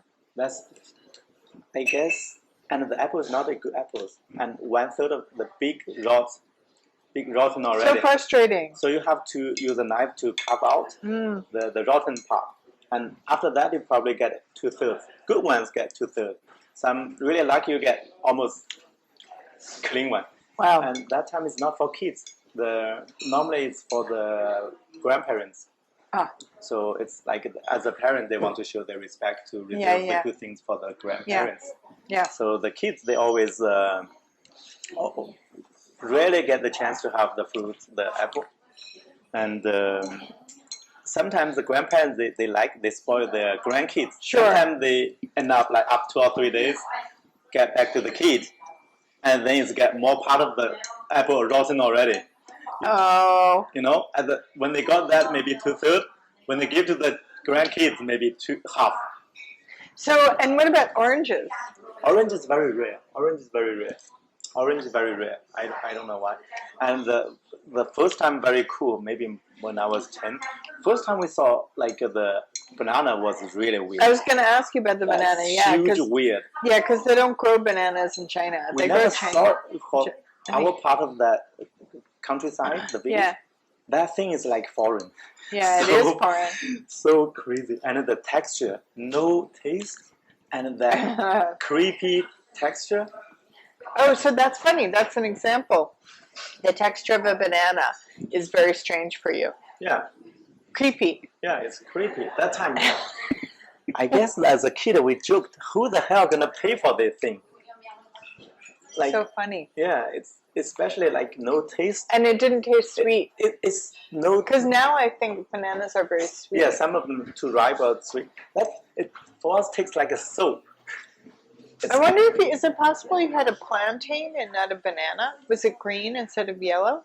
That is the southern part of China. Okay. Only after like the development we had the chance to see something like plantain, the huge. Okay. Like for us, the time we did not know the difference. Right. The first time I saw that thing, and it's creepy out. It's really creepy. They're very strange. Yeah. That's so funny. Yeah. It's a lot of actually you brought that memory from me. I never thought of that, but I do remember the first time I saw a banana, and we kind of joked around and cursed, like all like really tough, like all the kids in the countryside we all curse, like swear every day. You know, it's What about pineapple? Pineapple, I don't think I saw it when I was young. Pineapple. Okay. That thing is from very tropical place, far from my place. Pears? I think there's a thing called Asian pears, right? They grow there. Yeah, pears like apples, they're close for us. Right. Like when you have the chance to get a hand on the apple, probably you have a good chance with the pear. With the pear, right? Because they can grow them there. Yeah. But normally it's like we did not have like maybe 1 year average. I could have one apple average in 1 year. Wow. Yeah. Oh, do you eat fruit now? Yeah, I have big belief like one apple a day keep doctor away thing. So when I have a chance, I go to Costco to buy a bag of apple. Like keep reminding myself to eat more apples. Good. Do you ever go to any of the markets, like the Atwater Market or the Jean Talon Market? Very difficult for me. But Jean Talon Market is very big thing. Like before I had a restaurant, like we knew that's a big spot for like this kind of fruits or things. I visited several times. At Water Market, I went there several times, but not like for a special fruit or something. Because they have really nice fruit. Yeah, they have really nice fruit there. But for me, I think I choose the easy way. If I never line up but the fruit's better. I know, but for me, it's like anything. Even I like it a lot, but if it takes me more time, I will say I won't. Yeah. I never line up You're busy. Yeah, I don't like to line up either. Me too. Because for me, I don't like lines. My favorite stuff is the freshwater fish. It's all-time favorite. But some fish only grew in our lake. My parents, they still catch the wild fish. Yeah. They can tell exactly it's like the farm fish or the wild fish. Sure, tastes different. Yeah, they can, by the look, they can. Yeah. Every time I go back home, they always get some wild fish for me. Because they know you like it. It's amazing. But when I'm way far away from home, maybe 5 years, I never had any chance to taste a good freshwater fish. But I never missed it. That's my thing. That's very weird. I like things, but if I don't have them, I'm okay. Like with the money, I like money, but if I don't have it, I'm totally fine. It's very zen, maybe. Yeah. It's very zen for me. So what made you decide to open a restaurant? Yeah, that's it's just bored. I was the full-time employed IT, so kind of bored, and the inspiration from the Aunt Di, like she's just regular house. Who's Aunt Di? Who is Aunt Di? My friend's family name Di. Her mom is visiting from China. I call her Aunt Di. So she was cooking a special Chinese thin bread. So she taught me several times. So I was using his picture and his name, her name. So, that's kind of 14, 10 years, 20, 12, 11 years ago. Has she ever visited your restaurant? No, not at all. Does she know that you have a restaurant with her name? Yeah, for sure. Yeah, I asked her daughter to send her picture.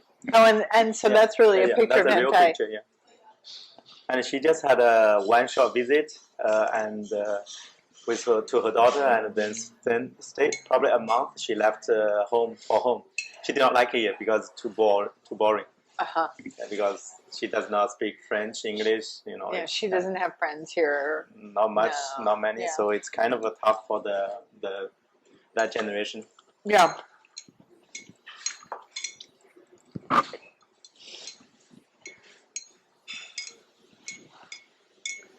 Well, it's interesting to, it must mean that you have the chance to try all these different foods and talk to all these different people.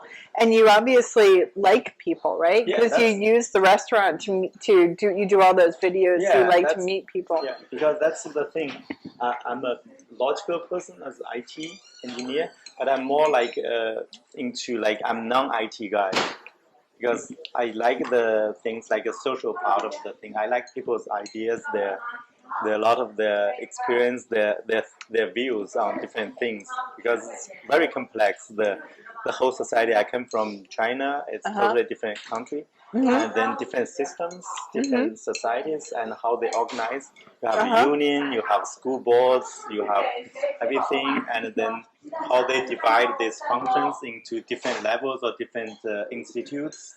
Instead of have centralized everything, layers, pyramids, and it's very fascinating.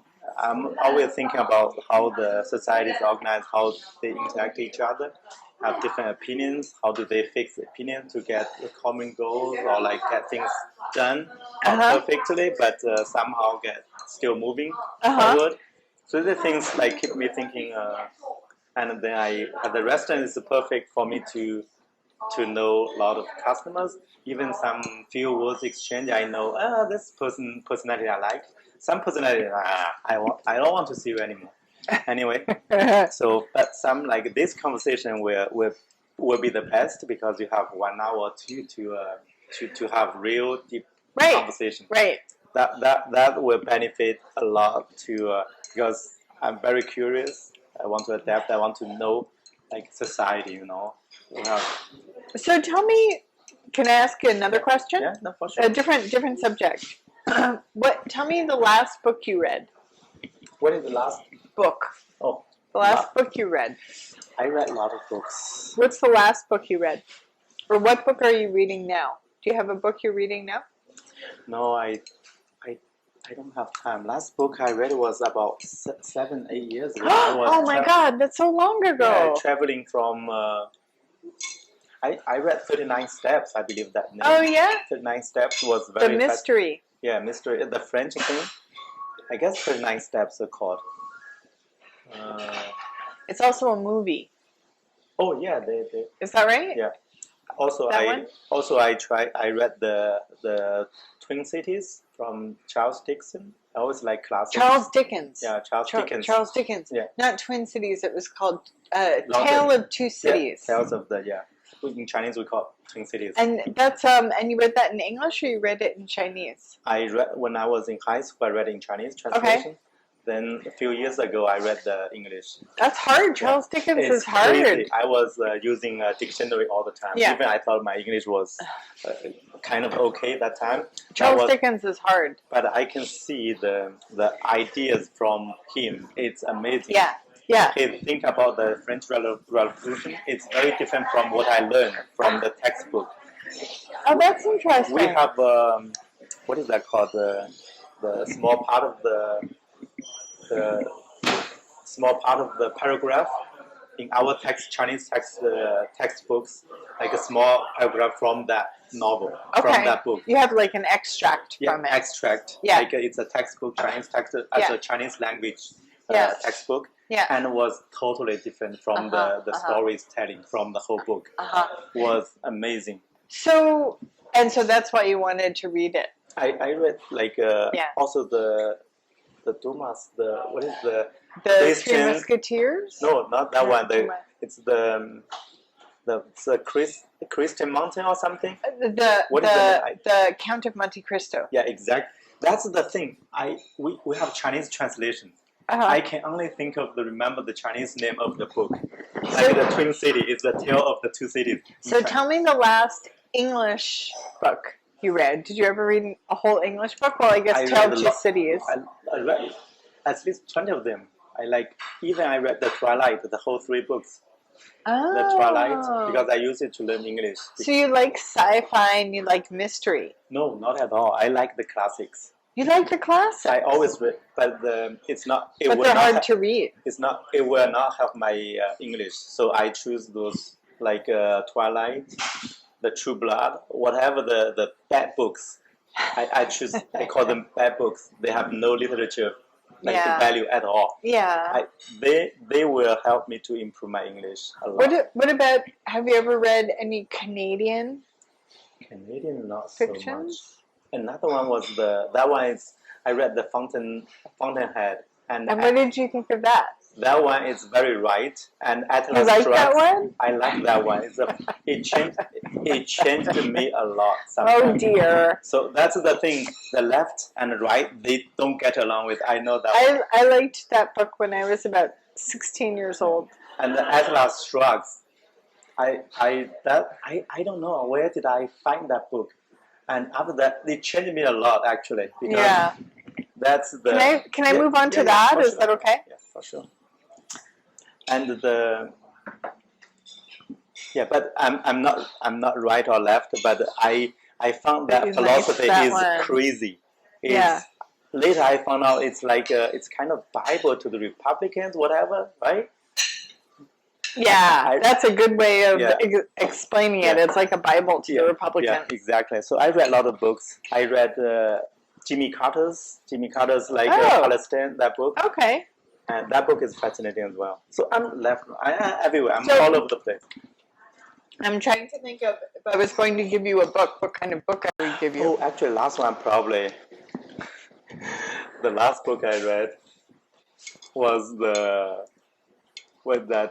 Becoming. That's a lot. Becoming. Who's that by? The Michelle.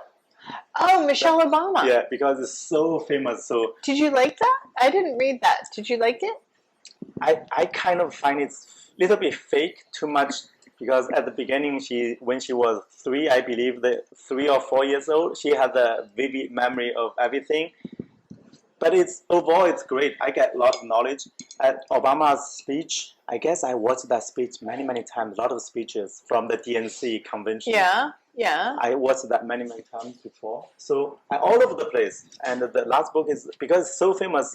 Wait, did you think she wasn't telling the truth when she said she remembered something from when she was 3 or 4?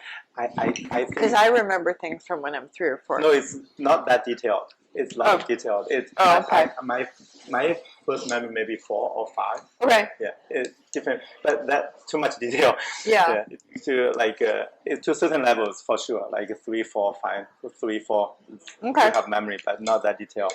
But it's given me a lot of knowledge about how they met, and it's a great book. I think it's a great book. That's the last one because I was busy with the restaurant, but sure. I tried to find the time because it was so popular. That's 2 or 3 years ago, I believe, or 4 years ago, maybe. I think about 3 years ago. Yeah. Yeah, everybody read that except me. I was in the waiting line for a long time, and finally I finished in 1 week. Wow. So do you get your books from the library? I used to buy some, and then I went to Kirkland Library. They got really good. I read another book called Chop Suey Nation. It's from Canadian Chinese. Like she wrote that. I heard her story on the radio, CBC, I guess.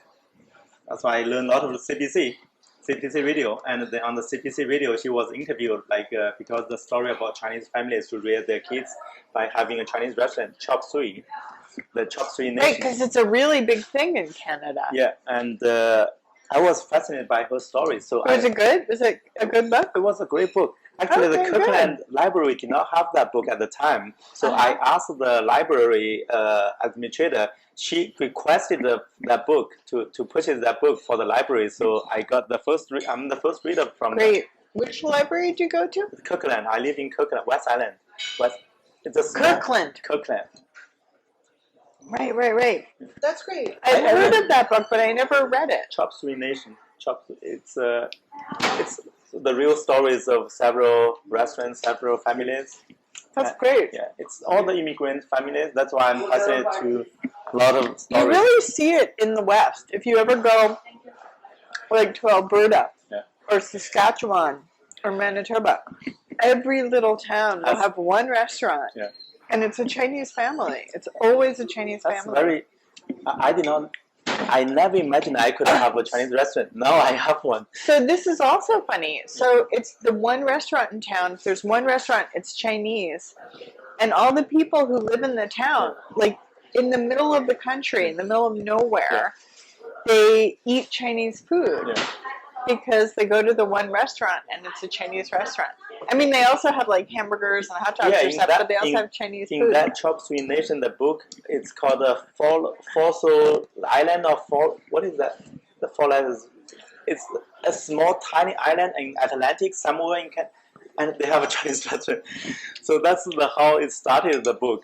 It's what is the fossil? Maybe a fossil island. It's tiny. Have only few hundred people living in the whole. Oh, okay. So I'm not sure I know that island. Yeah, it's very tiny. It's amazing. Yeah. Oh, so that's interesting. That sounds like a good, recommendation. Me, I read a lot of books. Yeah, The Becoming, and then this Chop Suey Nation. After I had the. So that asked if you read any Canadian books. Chop Suey Nation was Canadian. Yeah, that's Canadian. Yeah, she's Canadian. Yeah. Did you ever read any Margaret Atwood? Which one? Margaret Atwood. Margaret Atwood. Have you ever heard of Margaret Atwood? Margaret Atwood is probably the most famous Canadian writer. I think somebody put a book from that. I just several days ago was checking the books. I saw this name, I guess. Yeah, maybe. Do people just put books there? I put them. I put a message on the Facebook and the WeChat. I asked people to donate books to the small library. Some people just brought the books. And do people read them and put them back? Yeah, they do. So. Yeah, I specifically tell them don't bother to ask. Just we don't have time to track. So just if you don't bring back, don't mind. Just honor system. Well, I need to go and check after and see if there's a Margaret Atwood book. I would recommend that you should read at least one Margaret Atwood novel because she's the most. She's the best known living Canadian writer, and she writes really different kinds of books. She writes very serious literature, and all of her books are very good, very well written, and she writes a lot of science fiction, if you like science fiction. No, actually that part is, I'm not a big fan to the science fiction. You're not a big fan of science fiction? The story, she writes those too. The story, and also the reason I like classics because you can tell what they think about the society. Yeah. Their ideas, their thoughts, even the Dickens, Charles Dickens, even you put her thought today, is still some kind of truth. Yeah. It's really amazing. Some people, their ideas, they can live through hundreds of years.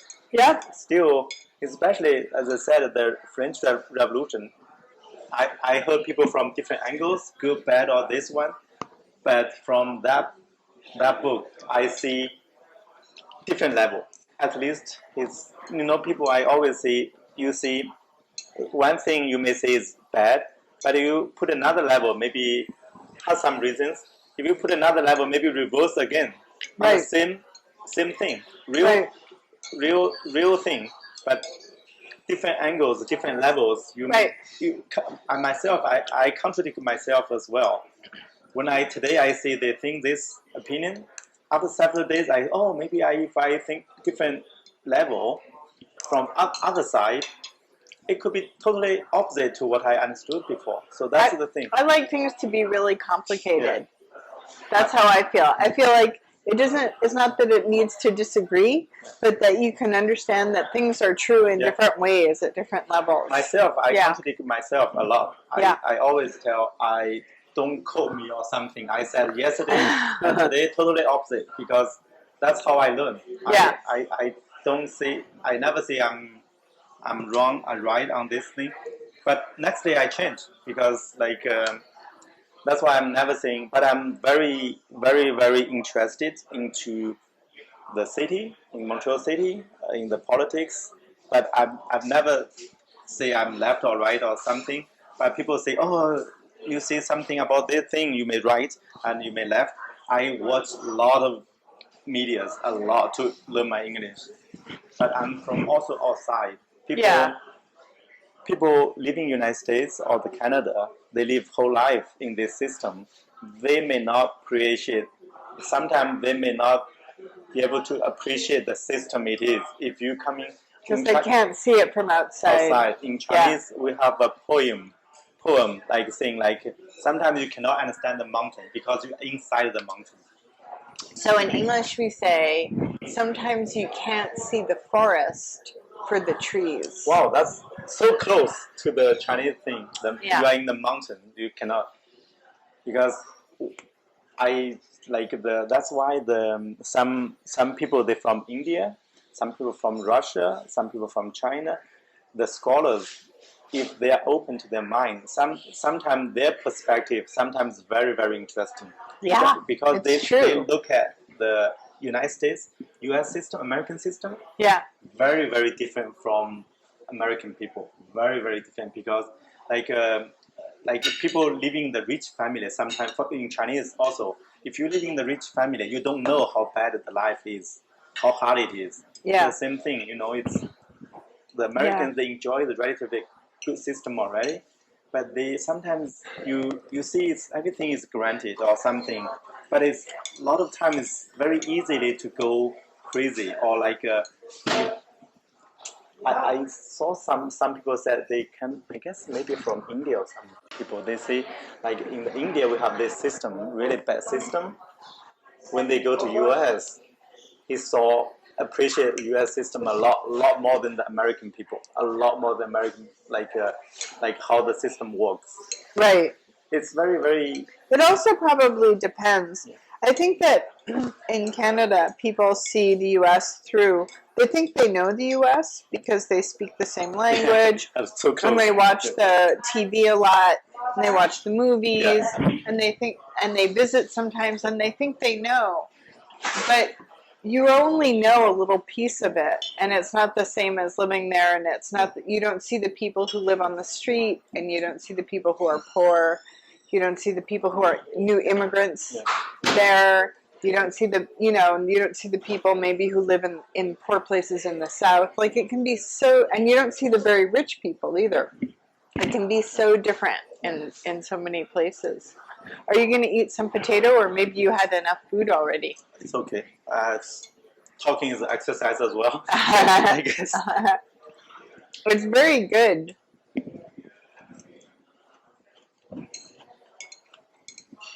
It's mainly cooked with vinegar. Oh, I think maybe there are also some peanuts in there. No, Do I this see one's peanuts? good, No. This is the garlic.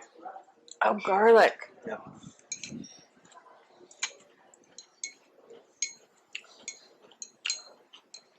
I like to cook, so I'm always very interested in how things are made.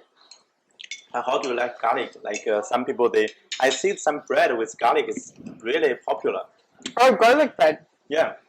Yeah. Well, garlic bread also has butter. Yeah, but how do people like garlic? The smell of garlic, for sure people hate that smell. But So, okay, let me just take one more bite and then I'll tell you about what I think. the garlic is really big thing in Chinese cuisine. Huge. Garlic is really a big thing in a lot of cultures. And I think the people who don't like garlic, I think that those are people who, that's not everybody. It's a way of marking who is an immigrant. That's what I think. Okay. Because there's also another example of that is in Toronto, there is a neighborhood, it's called Cabbage Town. That's interesting. Cabbage Town. And the reason why it was called Cabbage Town is because the people who ate cabbage lived there. They didn't like the people who ate cabbage. The people who ate cabbage were Irish, and Polish and Czech, they were the new immigrants, and they didn't like them. So it was a way of looking down on people by saying that the people who live there, that's Cabbage Town. I think the same thing is true with garlic. People say, "Oh, I don't like the smell of garlic," because the people who smell like garlic they're Jewish, they're Italian, they're Portuguese, they're Greek, they're Chinese. You know, they're not English. Not French. French, they do garlic too. They do garlic, but they do much less. Much less. Much less. They'll put like 1 clove of garlic in. You know, not like me. I'll put in 5 cloves of garlic. So I think it's a way. Oh, you know really? how people use food to kind of say us and them. Yeah. Or we're better than them. I would never eat that sort of thing. So I think that's one of the ways that people do that is with garlic.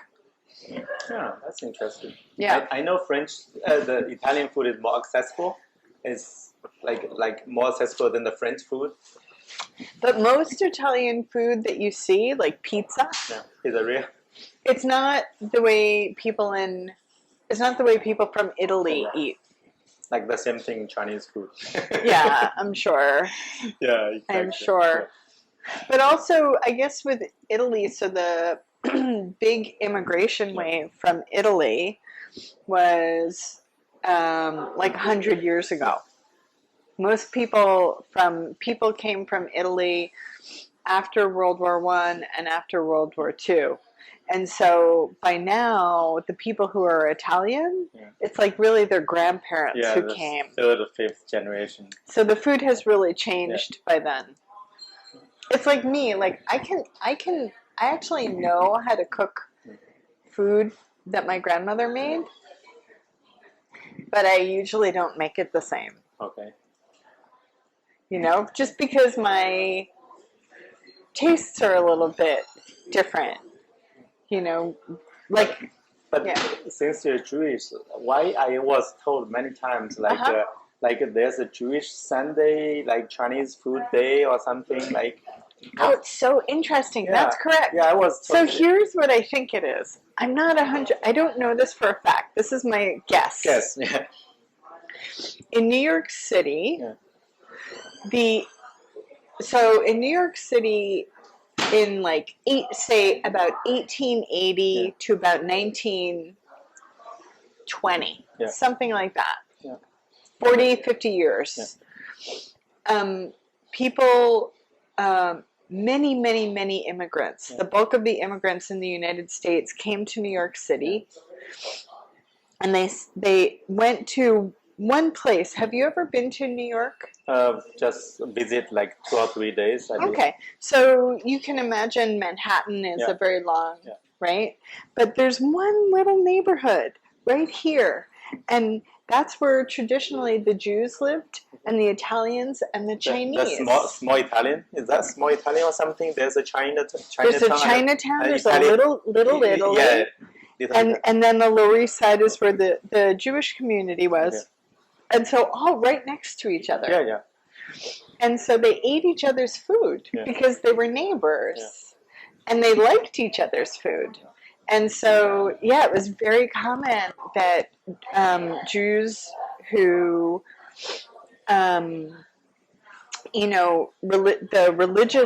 if you're religious, you have certain kinds of food restrictions if you're Jewish. Yeah. So you don't eat, you're kosher, that's right. So you don't eat pork. Yeah.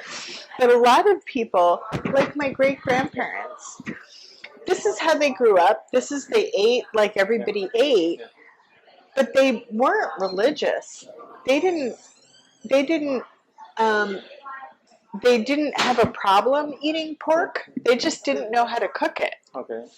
So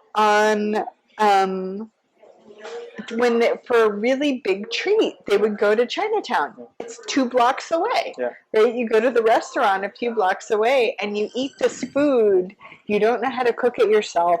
It's delicious. And absolutely. Yeah. My grandmother loved nothing more than getting Chinese spare ribs. Yeah, it's very popular. Yeah, I know.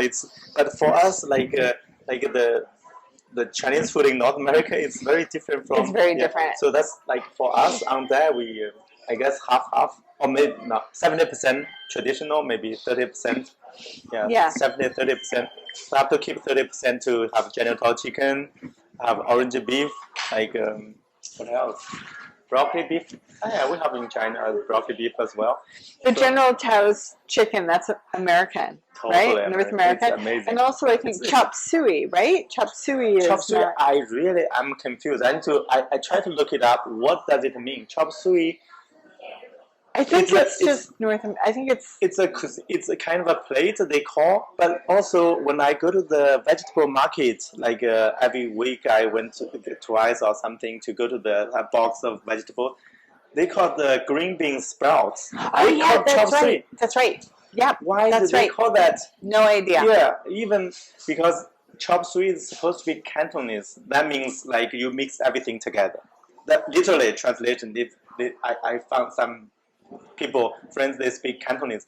Chop suey means just chop it up, like put it together, like you have salad. Yeah, you have like for leftover, you have more chicken. You put the chicken, and you have the majority is vegetables, and then you have chicken, beef. You have it like that's I learned from the chop suey nation as well. Oh yeah, yeah. And then have leftover. You have kitchen. You have more chicken, more pork, more beef. You just put that. Okay, next available popular item is on discount or on sale. Right. It's chop suey beef, or chop suey chicken, or chop suey shrimp.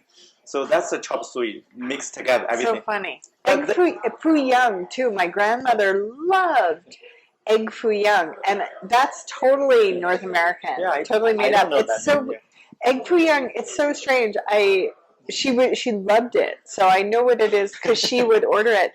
It's like a big omelet with a brown sauce on it, and then I think she would get like shrimp egg foo young, so it would have like shrimp on it. Yeah, it's omelet is something you sauce. Yeah, a lot of times it's very interesting. Something that's super tasty, but they don't look so good. Sometimes they're just looking so messed up. Exactly. That's sometimes my theory, like the wok as well, and you toss everything together, mix everything together.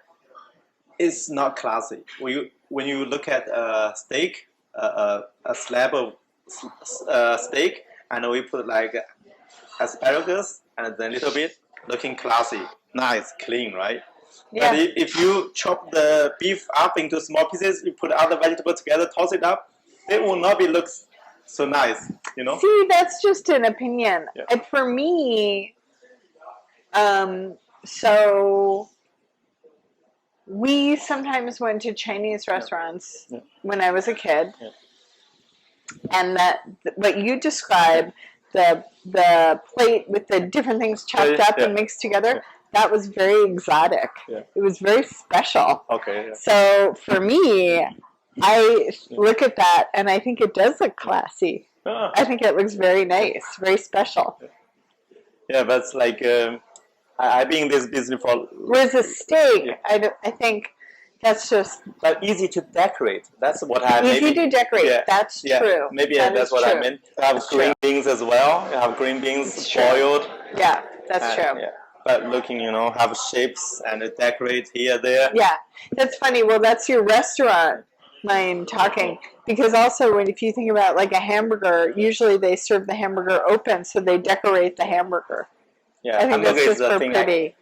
Hamburger is the thing I don't understand why, like Western people or the people would like, because it's so messy to eat. It's so difficult. That thing is like, I thought the Western cuisine, French, Italian, they want to easy, cutting and looking nice. When you talk, you eat nice, and everybody was quiet, and then But suddenly you come up with a hamburger, and then you dripping, and then you. Yeah. It's true. I cannot imagine. I would bet like Elizabeth's queen never had a hamburger. That will look like you are not royal at all. It's impossible to be royal. Yeah, no, you're right. It's true. It's true. Maybe that's why people like it. It's not practical either. You need to. Sometimes for me, let's press it to manageable size. Make it as small pieces. Yeah. Press it as small as possible so you can have bites. and you know, it's I think that hamburgers traditionally were smaller, okay. That make it easier. and now they're bigger, Yeah. so and it more makes stuff it inside. more stuff inside. It's crazy. Every I time. wonder the same thing about sushi because, like, you get a maki roll, Yeah, maki roll. and sometimes they're very small and you can eat them like that. Sometimes they're gigantic, and I always think, how do they eat them? And also, there's I guess the roll. I don't know what the name is. Huge, like a Exactly, cone. a cone. Yeah, like That's a right, cone. It's exactly. How do you how do you want to be ladylike, and Yeah, how do you exactly. eat it? Yeah. Exactly. That's so funny. Sake is. Well, this was lovely. Thank you so much. I don't mean to rush you. Sorry, I didn't mean to rush you. I thought you were finished, but enjoy, please eat. It's a battle. It's a long battle. Whether to eat or to talk. Yeah. No, it's fascinating to think. And one of the nice things about sharing food with people is that you can, you really can get a flavor for other people's lives. Like literally, you get a sense of other people's lives when you eat their food. Sometimes I still cook like my grandmother did, and especially on certain holidays, because there's something really special about eating the flavor that she ate. The same, like it tastes the same as what she ate, 60 years ago. I guess that's kind of. I guess the like a lot of Jewish people, they're very traditional. I guess. Yeah, me not so much. But the thing I probably keep is that I enjoy eating the food. Yeah. For us, I guess the Chinese cuisine, like the traditional, will be dumplings, the half moon shape. Oh dumplings, yeah. And the sticky rice dumplings. That one is very special as well. Very iconic. And other things, it's also like the noodles. Way too many kinds of noodles. Different regions they get. And even the tiny one, they use the Shanxi province. They put the dough here, and they cut with that thing. They just fly into the boiling water, and that's amazing. Interesting. Yeah. So that's something that you would share with Italian food too, because the Italians, every town made a slightly different pasta. A lot of people are saying like they learned that from China. Yeah. I don't know if it's true or not, but I think they think it's probably true. They used to say that Marco Polo brought it from China. They think that's probably not true. Pasta should be before that, right? Pasta should be before that. They do think that Italy got it probably from China. It's very interesting. A lot of noodles, like crazy noodles. Yeah. And the hanpu noodle. Yeah. Yeah, and then like I used in the college is crazy. We call dao xiao mian, knife cut the noodle, just a piece of metal. They cut like that To make very fine ones. And then doesn't matter this long or this. It just doesn't matter. And then put it into the boiling water, and then we ate with the garlic.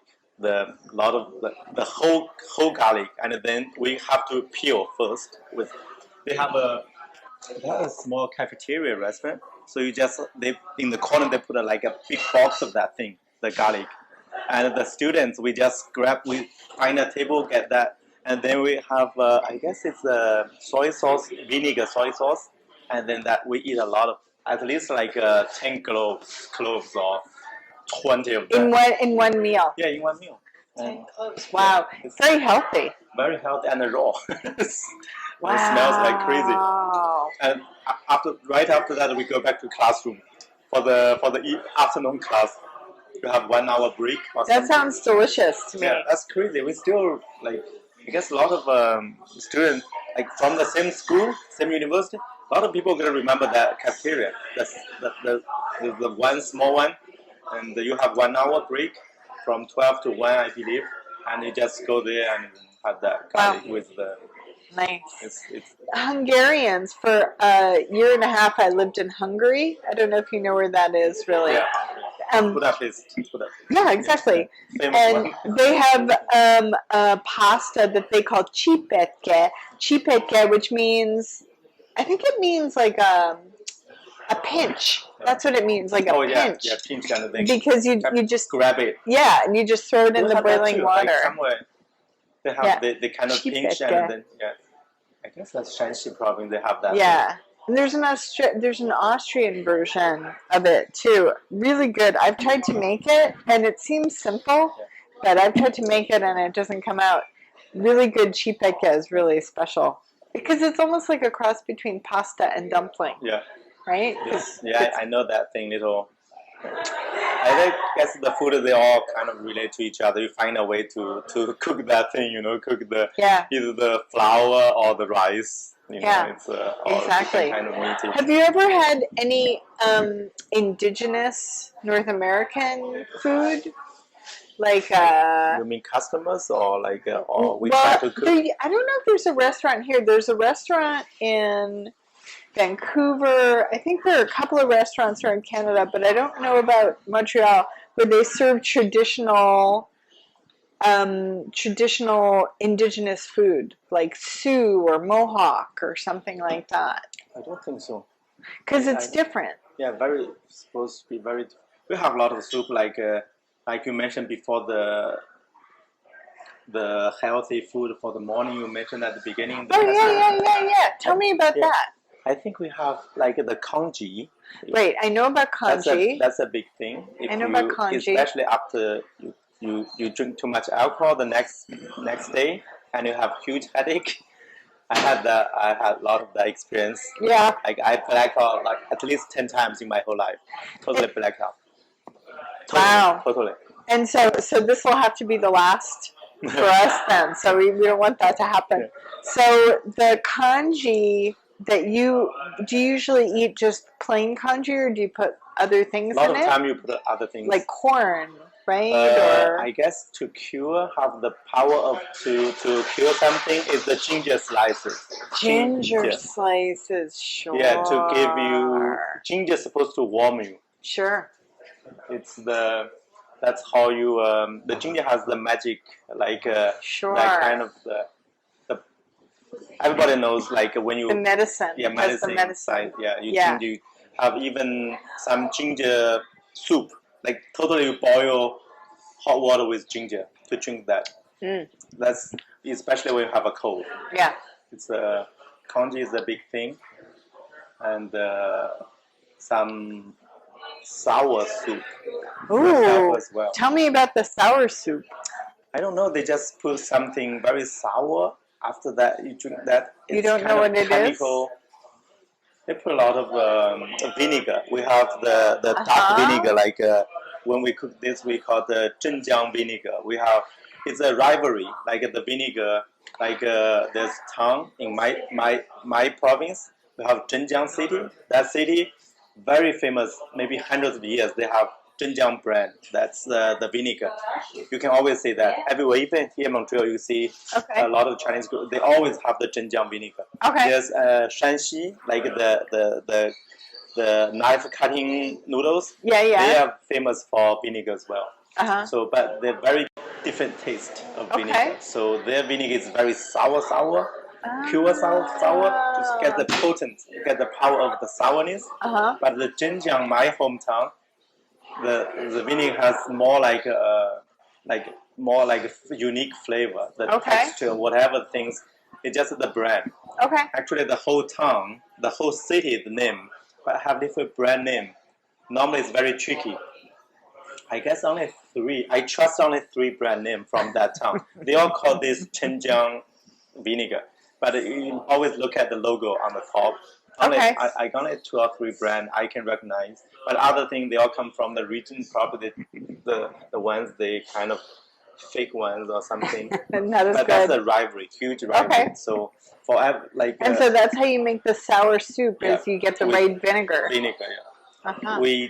The white vinegar is very rare in Chinese cuisine. Very rare. Right, because white vinegar, I think, is. It's just What give is you it the made sour. from? Yeah, right. But we always have it's like a whole package thing. Like the good vinegar, it has the different other flavor inside. I don't know what it is, but it's kind of, let's have this whole package. Sure. It always tastes like this. Okay. It's not pure. It's like Chinese liquor comparing to the vodka. Vodka is give you alcohol 40% pure. Yeah. But Chinese liquor, it's give you have the smell, aroma, whatever Right. it is, It has and then, other things. yeah, give you whatever, and then different brand. They give you different techniques. How long time getting there? What technique they use, and then after you drink, you feel like crazy. After drink, you feel like you are in heaven, whatever. And then that very subtle difference of different brand make it like $300 US dollars a bottle. The Wow. Chinese liquor, the brand of the Malta is the most expensive. This $400 US dollars. Crazy. And So, tell me, like, what do you usually eat for breakfast traditionally? traditional supposed to be a little bit congee, Uh-huh. plus the round bun with the meat inside. With the bun okay. inside the meat inside. Okay. That's very good one actually. If you have this, you live in heaven already. You live in a perfect life, like Bill Gates' life. Like you have the congee or a little bit a pickled vegetable, like pickles, and also in Chinese we call it like salty preserved vegetable, like just give you the saltiness, with the buns, and then the congee, and it's great combination. You have the liquidish, the congee, and then you have the solid for the bun. Okay. And some area you have the what is that called? Maybe it's called like a brunch stick. Like it's like what is that? It's like the dough. You make it like a long one, and you put them in the oil, deep fry. They expand. It's like a donut. Yeah, but it's long, like this thick and long. And that one goes with the tofu. I've never seen that. We call it tofu brain. Literally translate tofu brain. It's kind of a gel, like gel. And then you have the coriander, you have a little bit of sauce on it, and then mix it. And it's like a tofu brain. I don't know how they translate. And it's fresh coriander? Yeah, it's green. It's not the seed. Yeah, green. The fresh, cilantro. Yeah, Wow. cilantro, yeah. And then if you have that, it's a best combination. They kind of, it's like a French fries and ketchup. So you have the huge sticks, but it's unhealthy, to be honest. Yeah. It's only the oil and the dough and the flour. That's all. Yeah. And it's deep fried. Like French fries, it's tasty, but it's not healthy. Is it sweet? It's not sweet. No taste at all. There's I think it's a Mexican thing. I think they're called churro, and they are long fried dough, but I think they're sweet. Yeah, I saw that one. You have the what is the icing on the. It's it's almost like a honey or. Yeah, I saw that one. It's like on a lot of parks you can see. Oh, they have it here? Yeah, they do have the. It's very close to our stuff, but that one is purely sweet. No, for us. Oh, for you it's not. Only oil. Right. I guess and no salt. No salt, nothing, no flavor at all. Because I guess the old times the people. It's just about texture. No, the old times people have very little access to the oil thing.